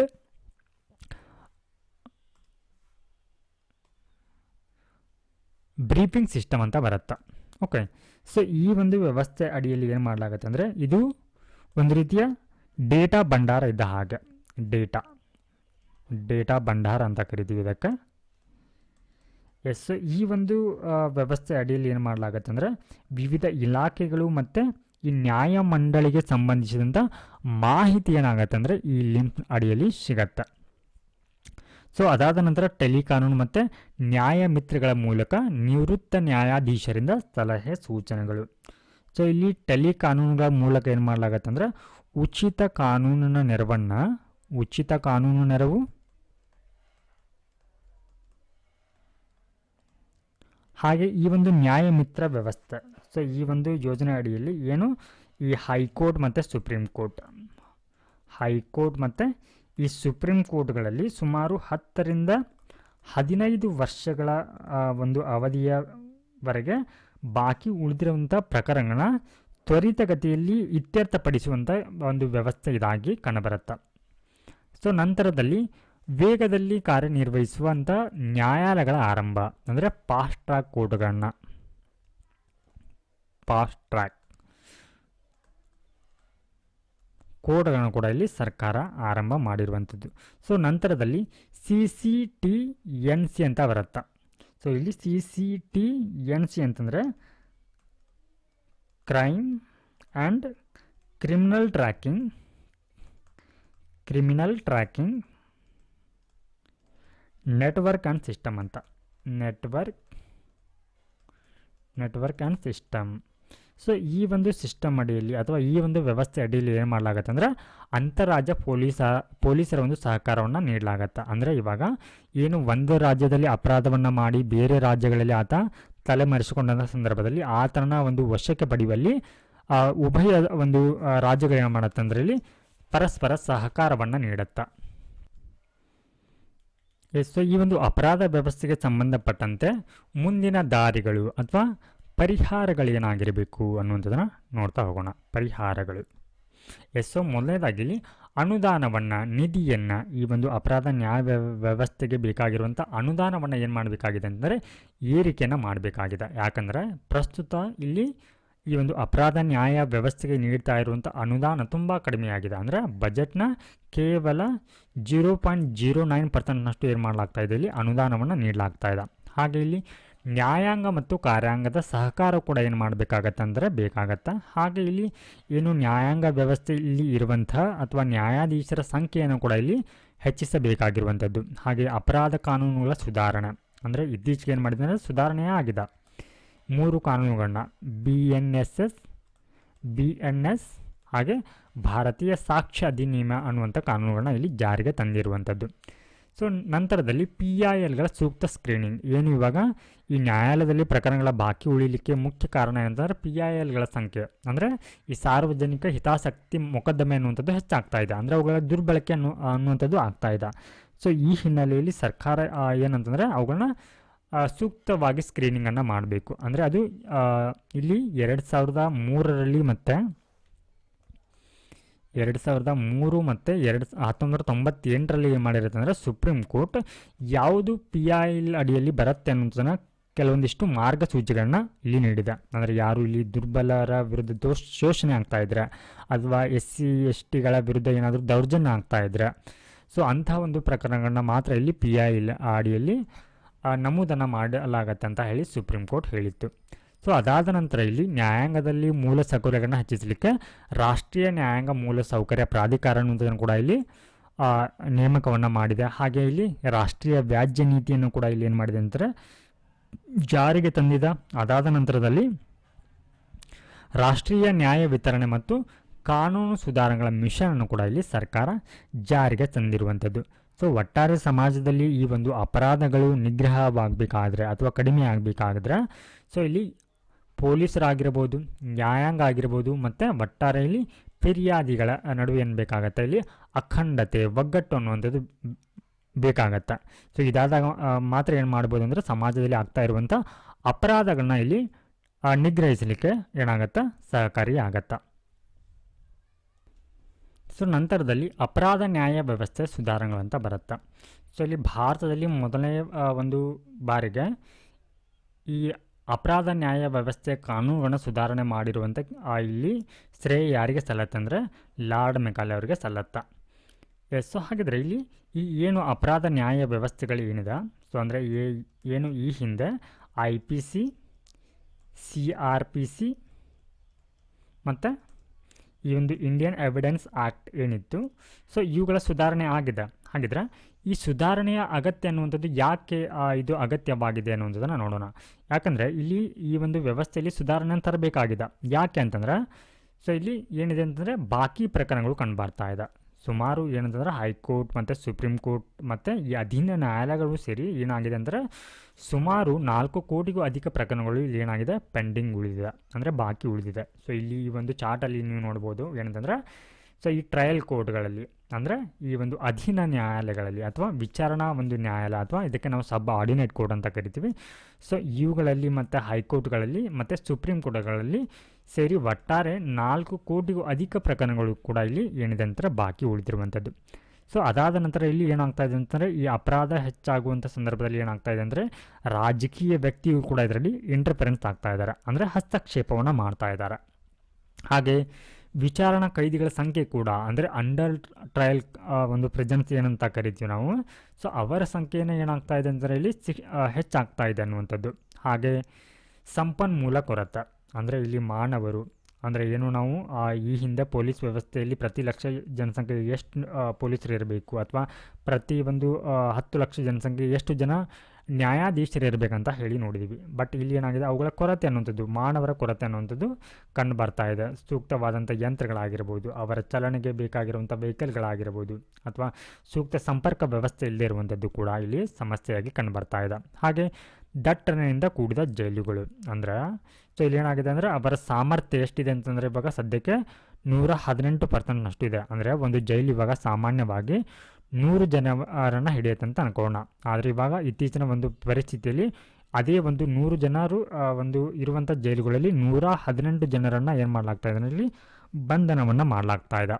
ಹಾಗೆ ಇಲ್ಲಿ ಏನಾಗ್ತಾ ಇದ್ದಾರೆ ಮುಗ್ಧರಿಗೂ ಕೂಡ ಏನು ಮಾಡಲಾಗ್ತಾ ಇದೆ ಅಂತಂದರೆ ಈ ಜೈಲುಗಳಲ್ಲಿ ಹಿಂಸೆ ಮತ್ತು ಕಿರುಕುಳವನ್ನು ನೀಡ್ತಾ ಇದ್ದಾರೆ. ಅಂತಂದರೆ ಕಸ್ಟೋಡಿಯಲ್ ಡೆತ್ ಅಂತ ಅಥವಾ ಕಸ್ಟೋಡಿಯಲ್ ಟಾರ್ಚರ್ ಅಂತ ಏನು ಕರಿತೀವಿ ಅವರನ್ನು ಈ ಒಂದು ಜೈಲುಗಳಲ್ಲಿ ಹಿಂಸೆಯನ್ನು ಮಾಡಲಾಗ್ತಾ ಇದೆ. ಸೊ ನಂತರದಲ್ಲಿ ಇದಕ್ಕೆ ಸಂಬಂಧಪಟ್ಟಂತೆ ಅಂದರೆ ಈ ಒಂದು ಅಪರಾಧ ಒಂದು ಕಾನೂನುಗಳ ಸುಧಾರಣೆಗಾಗಿ ಸರ್ಕಾರ ಯಾವೆಲ್ಲ ಒಂದು ಕ್ರಮಗಳನ್ನು ಕೈಗೊಂಡಿದೆ ಅನ್ನುವಂಥದ್ದು. ಸೊ ಮೊದಲನೇದಾಗಿ ಈ ಒಂದು IPC, CRPC ಮತ್ತು ಇಂಡಿಯನ್ಸ್ ಎವಿಡೆನ್ಸ್ ಕಾನೂನುಗಳ ಬದಲಾಗಿ ಭಾರತೀಯ ನಾಗರಿಕ ಸುರಕ್ಷಾ ಸಂಹಿತೆ ಅನ್ನುವಂಥದ್ದನ್ನು BNSS, ಹಾಗೆ ಭಾರತೀಯ ನ್ಯಾಯ ಸಂಹಿತೆ ಮತ್ತು ಭಾರತೀಯ ಸಾಕ್ಷ್ಯ ಅಧಿನಿಯಮ ಅನ್ನುವಂಥ ಕಾನೂನನ್ನ ಜಾರಿಗೆ ತಂದಿರುವಂಥದ್ದು. ಅದಾದ ನಂತರ ಇಲ್ಲಿ ಬಲಿ ಪಶುಗಳಿಗೆ ನ್ಯಾಯವನ್ನು ದಕ್ಕಿಸುವಂಥದ್ದು, ಅಂದರೆ ಯಾರು ಇವಾಗ ಸಂತ್ರಸ್ತರು, ವಿಕ್ಟಿಮ್ಸ್ ಅಂತ ಕರಿತೀವಿ, ಅವರಿಗೆ ನ್ಯಾಯವನ್ನು ದೊರಕಿಸಿಕೊಡುವಂಥ ಕೆಲಸವನ್ನು ಕೂಡ ಮಾಡಲಾಗ್ತಾ ಇದೆ. ಹಾಗೆ ಇಲ್ಲಿ ಇಂಪಾರ್ಟೆಂಟ್ ಒಂದು ಪ್ರಕರಣ ಕಂಡುಬರುತ್ತೆ ಇಲ್ಲಿ, ಪ್ರಕಾಶ್ ಸಿಂಗ್ ಪ್ರಕರಣ ಅಂತ ಹೇಳಿ. ಸೊ ಈ ಒಂದು ಪ್ರಕಾಶ್ ಸಿಂಗ್ ಪ್ರಕರಣದಲ್ಲಿ ಸುಪ್ರೀಂ ಕೋರ್ಟ್ ಅಥವಾ ಸರ್ವೋಚ್ಚ ನ್ಯಾಯಾಲಯ ಏನು ಮಾಡತ್ತಂದ್ರೆ 7 ಮಾರ್ಗಸೂಚಿಗಳನ್ನ ನೀಡುತ್ತೆ. ಓಕೆ, ಅಂದರೆ ಇಲ್ಲಿ ಯಾವೆಲ್ಲ ಅಂಶಗಳನ್ನ ಇಲ್ಲಿ ನೀಡುತ್ತೆ ಅಂದರೆ ಕಾನ್ಸ್ಟಿಟ್ಯೂಟ್ ಸ್ಟೇಟ್ ಸೆಕ್ಯೂರಿಟಿ ಕಮಿಷನ್, ಅಂದರೆ ಇಲ್ಲಿ ರಾಜ್ಯ ಒಂದು ಸುರಕ್ಷತಾ ಆಯೋಗವನ್ನು ನಿರ್ಮಾಣವನ್ನು ಮಾಡಬೇಕಂತ ಹೇಳುತ್ತೆ. ಅದಾದ ನಂತರ ಇಲ್ಲಿ DGP ಅವರಿಗೆ ಸ್ಥಿರ ಆದಂಥ ಅವಧಿ ಅಂದರೆ 2 ವರ್ಷಗಳವರೆಗೆ ಅವರಿಗೆ ಫಿಕ್ಸ್ ಟರ್ಮ್ ಇರಬೇಕು, ಪದೇ ಪದೇ ಅವರನ್ನು ವರ್ಗಾವಣೆಯನ್ನು ಮಾಡೋ ಹಾಗಿಲ್ಲ ಅಂತ ಕೂಡ ಹೇಳುತ್ತೆ. ಹಾಗೆ 2 ಇಯರ್ ಟರ್ಮ್ ಫಾರ್ SP ಮತ್ತು SHO. ಸೊ ಇಲ್ಲಿ SP ಮತ್ತು HSOಗಳಿಗೆ ಇವರಿಗೂ ಕೂಡ 2 ವರ್ಷ ಅನ್ನುವಂಥದ್ದು ನಿಗದಿತ ಟರ್ಮ್ ಇರಬೇಕಂತ ಅಥವಾ ಅವಧಿ ಇರಬೇಕಂತ ಹೇಳುತ್ತೆ. ಹಾಗೆ ಇಲ್ಲಿ separate investigation and L&O function. So ಅಂದರೆ ಇಲ್ಲಿ ಪ್ರತ್ಯೇಕ ವಿಚಾರಣಾ ವಿಭಾಗವನ್ನು ಕೂಡ ಇಲ್ಲಿ ನಿರ್ಮಾಣವನ್ನು ಮಾಡಬೇಕಂತ ಹೇಳುತ್ತೆ. ಹಾಗೆ ಸೆಟಪ್ ಪೊಲೀಸ್ ಎಸ್ಟಾಬ್ಲಿಷ್ಮೆಂಟ್ ಬೋರ್ಡ್, ಅಂದರೆ ಪೊಲೀಸ್ ರಚನಾ ಒಂದು ಮಂಡಳಿಯನ್ನು ಕೂಡ ಇಲ್ಲಿ ಸ್ಥಾಪನೆಯನ್ನು ಮಾಡಬೇಕಂತ ಹೇಳುತ್ತೆ. ಹಾಗೆ set up police complaint authority at state and district level, ಜಿಲ್ಲಾ ಮತ್ತು ರಾಜ್ಯ ಮಟ್ಟದಲ್ಲಿ ಈ ಪೊಲೀಸರ ವಿರುದ್ಧ ದೂರುಗಳನ್ನು ನೀಡಲಿಕ್ಕೆ ಒಂದು ಘಟಕವನ್ನು ಸ್ಥಾಪನೆಯನ್ನು ಪ್ರಾಧಿಕಾರವನ್ನು, ಅಂದರೆ ಪೊಲೀಸ್ ದೂರು ಪ್ರಾಧಿಕಾರವನ್ನು ಸ್ಥಾಪನೆಯನ್ನು ಮಾಡಬೇಕಂತ ಹೇಳುತ್ತೆ. ಹಾಗೆ ಸೆಟಪ್ ನ್ಯಾಷನಲ್ ಸೆಕ್ಯೂರಿಟಿ ಕಮಿಷನ್ ಆಟ್ ಸೆಂಟ್ರಲ್ ಲೆವೆಲ್, ಕೇಂದ್ರ ಮಟ್ಟದಲ್ಲಿ ರಾಷ್ಟ್ರೀಯ ಭದ್ರತಾ ಆಯೋಗವನ್ನು ಕೂಡ ಇಲ್ಲಿ ಸ್ಥಾಪನೆಯನ್ನು ಮಾಡಬೇಕಂತ ಹೇಳಿ. ಸೊ ಈ ಪ್ರಕಾಶ್ ಸಿಂಗ್ ಪ್ರಕರಣದಲ್ಲಿ ಈ ಒಂದು ಸರ್ವೋಚ್ಚ ನ್ಯಾಯಾಲಯ ಏನು ಮಾಡುತ್ತೆ, ಇಲ್ಲಿ ತೀರ್ಪನ್ನು ನೀಡುತ್ತೆ. ಹಾಗೆ ನ್ಯಾಯಾಂಗದಲ್ಲಿ ಕೂಡ ಸುಧಾರಣೆಯನ್ನು ತಂದಿದೆ. ಸಾಕ್ಷಿದಾರರ ರಕ್ಷಣೆಗೆ ಕೂಡ ಇಲ್ಲಿ ಹಲವಾರು ಕ್ರಮಗಳನ್ನ ಕೈಗೊಂಡಿದೆ. ಹಾಗೆ ಇಲ್ಲಿ ಮಾಳಿಮಠ್ ಸಮಿತಿ ಏನು ಮಾಡುತ್ತೆ ಅಂದರೆ ಕೆಲವಾರು ಶಿಫಾರಸನ್ನು ಮಾಡಿರುತ್ತೆ. ಆ ಶಿಫಾರಸುಗಳನ್ನು ಕೂಡ ಏನು ಮಾಡಲಾಗಿದೆ ಅಂದರೆ ಅಳವಡಿಕೆಯನ್ನು ಮಾಡಿಕೊಳ್ಳಲಾಗಿದೆ. ಅಂದರೆ ಇಲ್ಲಿ ಕೈದಿಗಳು ಕೂಡ ಮೌನವಾಗಿರುವಂಥ ಹಕ್ಕುಗಳನ್ನು ಹೊಂದಿರ್ತಾರೆ ಅಂತ, ಅಂದರೆ ಅವರನ್ನು ಪದೇ ಪದೇ ಟಾರ್ಚರ್ ಮೂಲಕ ಅಥವಾ ಕಿರುಕುಳದ ಮೂಲಕ ಅವರನ್ನು ಒತ್ತಾಯಿಸುವಂತಿಲ್ಲ ಅಂತ ಕೂಡ ಇಲ್ಲಿ ಹೇಳಿರುತ್ತೆ. ಇದನ್ನು ಕೂಡ ಇವಾಗ ಅಳವಡಿಸಿಕೊಂಡಿದ್ದಾರೆ. ಅದಾದ ನಂತರ ಏನು ನ್ಯಾಯಾಲಯಗಳಲ್ಲಿ ನ್ಯಾಯಾಧೀಶರು ಏನಾಗ್ತಾರೆ, ಪದೇ ಪದೇ ಇವಾಗ ರಜಾ ಹಾಕ್ತಾಯಿದ್ರು. ಇದರಿಂದ ಪ್ರಕರಣಗಳ ಒಂದು ಬಾಕಿ ಅನ್ನುವಂಥದ್ದು ಹೆಚ್ಚಾಗ್ತಾಯಿತ್ತು. ಇದನ್ನು ಕಡಿಮೆ ಮಾಡಲಿಕ್ಕೆ ಅವರ ಒಂದು ರಜಾ ಅವಧಿಯನ್ನು ಕೂಡ ಏನು ಮಾಡಿತ್ತು ಅಂದರೆ ಕಡಿಮೆಯನ್ನು ಮಾಡುವಂತೆ ಶಿಫಾರಸನ್ನು ಮಾಡಿತ್ತು. ಸೊ ಇವಾಗ ನಾವು ಒಟ್ಟಾರೆಯಾಗಿ ಈ ಒಂದು ಟಾಪಿಕ್ ಕುರಿತು ಕನ್ಕ್ಲೂಷನ್ನ ಯಾವ ರೀತಿ ಬರಿಬೋದು ಅಂತಂದರೆ, ಕೇವಲ ದಕ್ಷತೆಗೆ ಒತ್ತು ಕೊಡದೆ, ಅಂದರೆ ನ್ಯಾಯಾಂಗದಲ್ಲಿ ದಕ್ಷತೆಗೆ ಒತ್ತು ಕೊಡದೆ ಅಧಿಕಾರ ಮತ್ತು ಜನರಿಗೆ ಸ್ಪಂದನೆಗೆ ತಕ್ಕ ಸಂವೇದನಾಶೀಲ ಕಾನೂನುಗಳು ಬೇಕು, ಮತ್ತು ಪ್ರತೀಕಾರದ ರಿಗ್ರೆಸಿವ್ ಬದಲಾಗಿ ಏನಂತಂದರೆ ಸುಧಾರಣಾ ನ್ಯಾಯವನ್ನು ಜಾರಿಗೆಗೊಳಿಸಬಹುದು ಅಥವಾ ಜಾರಿಗೊಳಿಸುವುದು ಅನ್ನೋದು ಕೂಡ ಏನಂತಂದರೆ ಕನ್ಕ್ಲೂಷನ್ನಾಗಿ ನಾವು ಬರೀಬೋದು. ಸೊ ನಂತರದಲ್ಲಿ ಬಾಕಿ ಪ್ರಕರಣಗಳ ತ್ವರಿತ ವಿಲೇವಾರಿ, ಏನಿವಾಗ ಪೆಂಡಿಂಗ್ ಕೇಸಸ್ ಏನಿದೆ ನ್ಯಾಯಾಲಯಗಳಲ್ಲಿ ಅವುಗಳನ್ನು ತ್ವರಿತವಾಗಿ ವಿಚಾರಣೆಯನ್ನು ಯಾವ ರೀತಿ ಮಾಡಬೇಕು ಅನ್ನೋದರ ಕುರಿತು ನಾವಿಲ್ಲಿ ನೋಡಲಿದ್ದೇವೆ. ಸೊ ನ್ಯಾಯವನ್ನು ವಿಳಂಬಗೊಳಿಸಿದರೆ ನ್ಯಾಯವನ್ನು ತಿರಸ್ಕರಿಸಿದಂತೆ, ಮೇಲೆ ಹೇಳಿದ ಹಾಗೆ ಜಸ್ಟಿಸ್ ಡಿಲೇಡ್ ಜಸ್ಟಿಸ್ ಡಿನೈಡ್ ಅಂತ ಏನು ಹೇಳ್ತೀವಿ. ಸೊ ಅದರಿಂದ ಏನಾಗುತ್ತೆ, ಇಲ್ಲಿ ನ್ಯಾಯದ ನಿರಾಕರಣೆ ಆದಂತೆ ಆಗತ್ತೆ. ಸೊ ಏನು 2019ರಲ್ಲಿ ಕೋವಿಡ್ ಬರುತ್ತೆ, ಆ ಒಂದು ಸಂದರ್ಭದಲ್ಲಿ ಹಲವಾರು ಪ್ರಕರಣಗಳು ನ್ಯಾಯಾಲಯ ಕೂಡ ಅವಾಗ ಏನಾಗುತ್ತೆ ಶಟ್ ಡೌನ್ ಆಗಿರುತ್ತೆ. ಸೊ ಈ ಕಾರಣಕ್ಕಾಗಿ ಹಲವಾರು ಪ್ರಕರಣಗಳು ಏನಾಗುತ್ತೆ ಇಲ್ಲಿ ಹಾಗೆಯೇ ಉಳಿದು ಬಿಡುತ್ತೆ. ಸೊ ಇಲ್ಲಿ ಅಂಕಿಅಂಶದ ಪ್ರಕಾರ ಏನಂತಂದರೆ ಸುಮಾರು ಒಟ್ಟಾರೆ ದೇಶದ ನ್ಯಾಯಾಲಯಗಳಲ್ಲಿ 4.4 ಕೋಟಿಯಷ್ಟು ಪ್ರಕರಣಗಳು ಬಾಕಿ ಇದೆ. ಸೊ ಇದರಲ್ಲಿ 23ರಷ್ಟು ಪ್ರಕರಣಗಳು ಏನಿದೆ ಅಂತಂದರೆ ಸುಮಾರು 10 ವರ್ಷಗಳಿಂದ ಬಾಕಿ ಇರುವಂಥದ್ದು. ಹಾಗಿದ್ರೆ ಇದಕ್ಕೆ ಕಾರಣಗಳೇನು, ಯಾಕೆ ಪ್ರಕರಣಗಳು ನ್ಯಾಯಾಲಯಗಳಲ್ಲಿ ಬಾಕಿ ಉಳಿತಾ ಇದೆ ಅಂತಂದರೆ, ಮೊದಲನೇದಾಗಿ ವರಿಷ್ಠ ನ್ಯಾಯಾಲಯದಿಂದ ಇತ್ತೀಚೆಗೆ ಮೂಲಭೂತ ಹಕ್ಕು ಮತ್ತು ಸಂವಿಧಾನ ಸಂಬಂಧಿತ ಪ್ರಕರಣಗಳಿಗೆ ಹೆಚ್ಚಿನ ಒಂದು ಆದ್ಯತೆಯನ್ನು ನೀಡಲಾಗ್ತಾ ಇದೆ. ಸೊ ಇಲ್ಲಿ ವರಿಷ್ಠ ನ್ಯಾಯಾಲಯ ಅಂತಂದರೆ ಸುಪ್ರೀಂ ಕೋರ್ಟ್ ಅಥವಾ ಸರ್ವೋಚ್ಚ ನ್ಯಾಯಾಲಯ. ಸೊ ಈ ಒಂದು ನ್ಯಾಯಾಲಯಗಳಲ್ಲಿ ಏನಂತಂದರೆ ಹೆಚ್ಚಾಗಿ ಈ ಮೂಲಭೂತ ಹಕ್ಕುಗಳ ಉಲ್ಲಂಘನೆ ಆಗಿರ್ಬೋದು ಅಥವಾ ಸಂವಿಧಾನದ ಉಲ್ಲಂಘನೆ ಆಗಿರ್ಬೋದು. ಸೊ ಇಂತಹ ಪ್ರಕರಣಗಳನ್ನ ಏನು ಮಾಡಲಾಗ್ತಾ ಇದೆ, ಅವುಗಳಿಗೆ ಹೆಚ್ಚಿನ ಒಂದು ಮೊದಲ ಆದ್ಯತೆಯನ್ನು ನೀಡಲಾಗ್ತಾ ಇದೆ. ಅಂದರೆ ಸೊ ಅದು ಏನಂತಂದರೆ ಈ ಹಿಂದೆ ಯಾವುದಾದ್ರೂ ಪ್ರಕರಣ 2 ಅಥವಾ 3 ವರ್ಷಗಳ ಹಿಂದೆ ಇದ್ದರೂ ಕೂಡ ಸೊ ಈಗ ಹೊಸದಾಗಿ ಬಂದಿರುವಂಥ ಈ ಮೂಲಭೂತ ಹಕ್ಕು ಉಲ್ಲಂಘನೆ ಆಗಿರ್ಬೋದು, ಸಂವಿಧಾನ ಉಲ್ಲಂಘನೆ ಸಂಬಂಧಿತ ಹೊಸದಾಗಿ ಬಂದಿರುವಂಥ ಪ್ರಕರಣಗಳಿಗೆ ಹೆಚ್ಚಿನ ಒಂದು ಆದ್ಯತೆಯನ್ನು ನೀಡುತ್ತೆ. ಸೊ ಇವು ಕಾಲಾನುಕ್ರಮಣದಲ್ಲಿ ಹಾಗೆ ಬಾಕಿ ಉಳಿತಾ ಹೋಗುತ್ತೆ. ಸೊ ನಂತರದಲ್ಲಿ ನ್ಯಾಯಾಧೀಶರ ಕೊರತೆ. ಸೊ ಪ್ರಸ್ತುತ ಪ್ರತಿ 10 ಲಕ್ಷ ಜನಸಂಖ್ಯೆಗೆ 21 ನ್ಯಾಯಾಧೀಶರಿದ್ದಾರೆ. ಆದರೆ ಇಲ್ಲಿ 50 ಇರಬೇಕು, ಅಂದರೆ ಪ್ರತಿ ಒಂದು 10 ಲಕ್ಷ ಜನಸಂಖ್ಯೆ 50 ನ್ಯಾಯಾಧೀಶರು ಇರಬೇಕಂತ ಹೇಳಲಾಗತ್ತೆ. ಸೊ ಅದಾದ ನಂತರದಲ್ಲಿ ಪ್ರಕರಣಗಳನ್ನ ಪದೇ ಪದೇ ಮುಂದುವರ್ತಾ ಇರುವಂಥದ್ದು. ಹಾಗೆ ಇಲ್ಲಿ 46% ಪ್ರಕರಣಗಳಲ್ಲಿ ಸರ್ಕಾರವೇ ಏನಾಗಿದೆ ಅಂತ ಇಲ್ಲಿ ದಾವೇದಾರನವಾಗಿದೆ. ಅಂದರೆ ಸರ್ಕಾರದ ವಿರುದ್ಧವೇ ಇಷ್ಟೊಂದು ಪ್ರಕರಣಗಳಿವೆ. ಅದಾದ ನಂತರ ಇಲ್ಲಿ ಅನುದಾನ ತುಂಬ ಕಡಿಮೆ ಇರುವಂಥದ್ದು, ಬಜೆಟ್ನ 1.1% ನೀಡಲಾಗ್ತಾ ಇದೆ. ಹಾಗೆ PILಗಳ ಸಂಖ್ಯೆ ಏನಾಗ್ತಾ ಇದೆ ಅಂತ ಹೇಳಿ ಹೆಚ್ಚಾಗ್ತಾ ಇರುವಂಥದ್ದು. ಹಾಗೆ ಅವುಗಳನ್ನು ದುರ್ಬಳಕೆಯನ್ನು ಕೂಡ ಮಾಡಿಕೊಳ್ತಾ ಇರುವಂಥದ್ದು. ಸೊ ಇವೆಲ್ಲವೂ ಕೂಡ ಏನಂತಂದರೆ ನ್ಯಾಯಾಲಯಗಳಲ್ಲಿ ಪ್ರಕರಣಗಳು ಬಾಕಿ ಉಳಿಲಿಕ್ಕೆ ಕಾರಣವಾಗಿರುವಂಥ ಅಂಶಗಳಾಗಿ ಕಂಡುಬರುತ್ತೆ. ಹಾಗಾದರೆ ಇದಕ್ಕೆ ಪರಿಹಾರಗಳೇನು ಅಂತಂದರೆ ಹೈಬ್ರಿಡ್ ಮಾದರಿ ಆಡಳಿತ ಅಂತ ಬರುತ್ತೆ. ಅಂದರೆ ಈ ಒಂದು 1970ಕ್ಕಿಂತ ಮೊದಲು ಯುಟಿಲಿಟೇರಿಯನಿಸಮ್ ಅಂತ ಇತ್ತು. ಸೊ ನಂತರದಲ್ಲಿ ಸೊ ಇದೇನಾಗುತ್ತೆ ಅಂದರೆ ಸಮಾನವಾಗಿ ಸ್ವಾತಂತ್ರ್ಯ, ಸಮಾನತೆ ಮತ್ತು ಅವಕಾಶ ಅನ್ನುವಂಥದ್ದು ಸಿಗಬೇಕಂತ ಹೇಳಿ ಜಾನ್ ರೂಲ್ಸ್ ಅವರು ಹೇಳ್ತಾರೆ. ಸೊ ಇಲ್ಲಿ ಜಾನ್ ರೂಲ್ಸ್ ಅವರ ಇನ್ನೊಂದು ತತ್ವ ಏನಂತಂದರೆ ಡಿಫರೆನ್ಸ್ ಪ್ರಿನ್ಸಿಪಲ್ ಅಂತ. ಅಂದರೆ ಸಮಾನವಾಗಿ ಬಡತನದ ಹಂಚಿಕೆಯನ್ನು ಮಾಡಬೇಕಂತ ಹೇಳ್ತಾರೆ ಅವರು. ಅಂದರೆ ಸೊ ಇಲ್ಲಿ ಕೆಳವರ್ಗದವರಿಗೆ ಲಾಭವಾಗುವಂತಿದ್ರೆ ಸೊ ಮಾತ್ರ ಅಸಮಾನತೆಯನ್ನು ಒಪ್ಬೋದು ಅಂತ ಸೊ ಇಲ್ಲಿ ಹೇಳ್ತಾರೆ ಜಾನ್ ರೂಲ್ಸ್ ಅವರು ಹೇಳ್ತಾರೆ. ಫಾರ್ ಎಕ್ಸಾಂಪಲ್ ಇವಾಗ ಮೀಸಲಾತಿ ಆಗಿರ್ಬೋದು, ತೆರಿಗೆ ಆಗಿರ್ಬೋದು, ಇವೆಲ್ಲವೂ ಕೂಡ ಏನಾಗುತ್ತೆ, ಇದರಿಂದ ಕೆಳವರ್ಗದ ಜನರಿಗೆ ಲಾಭವಾಗತ್ತೆ.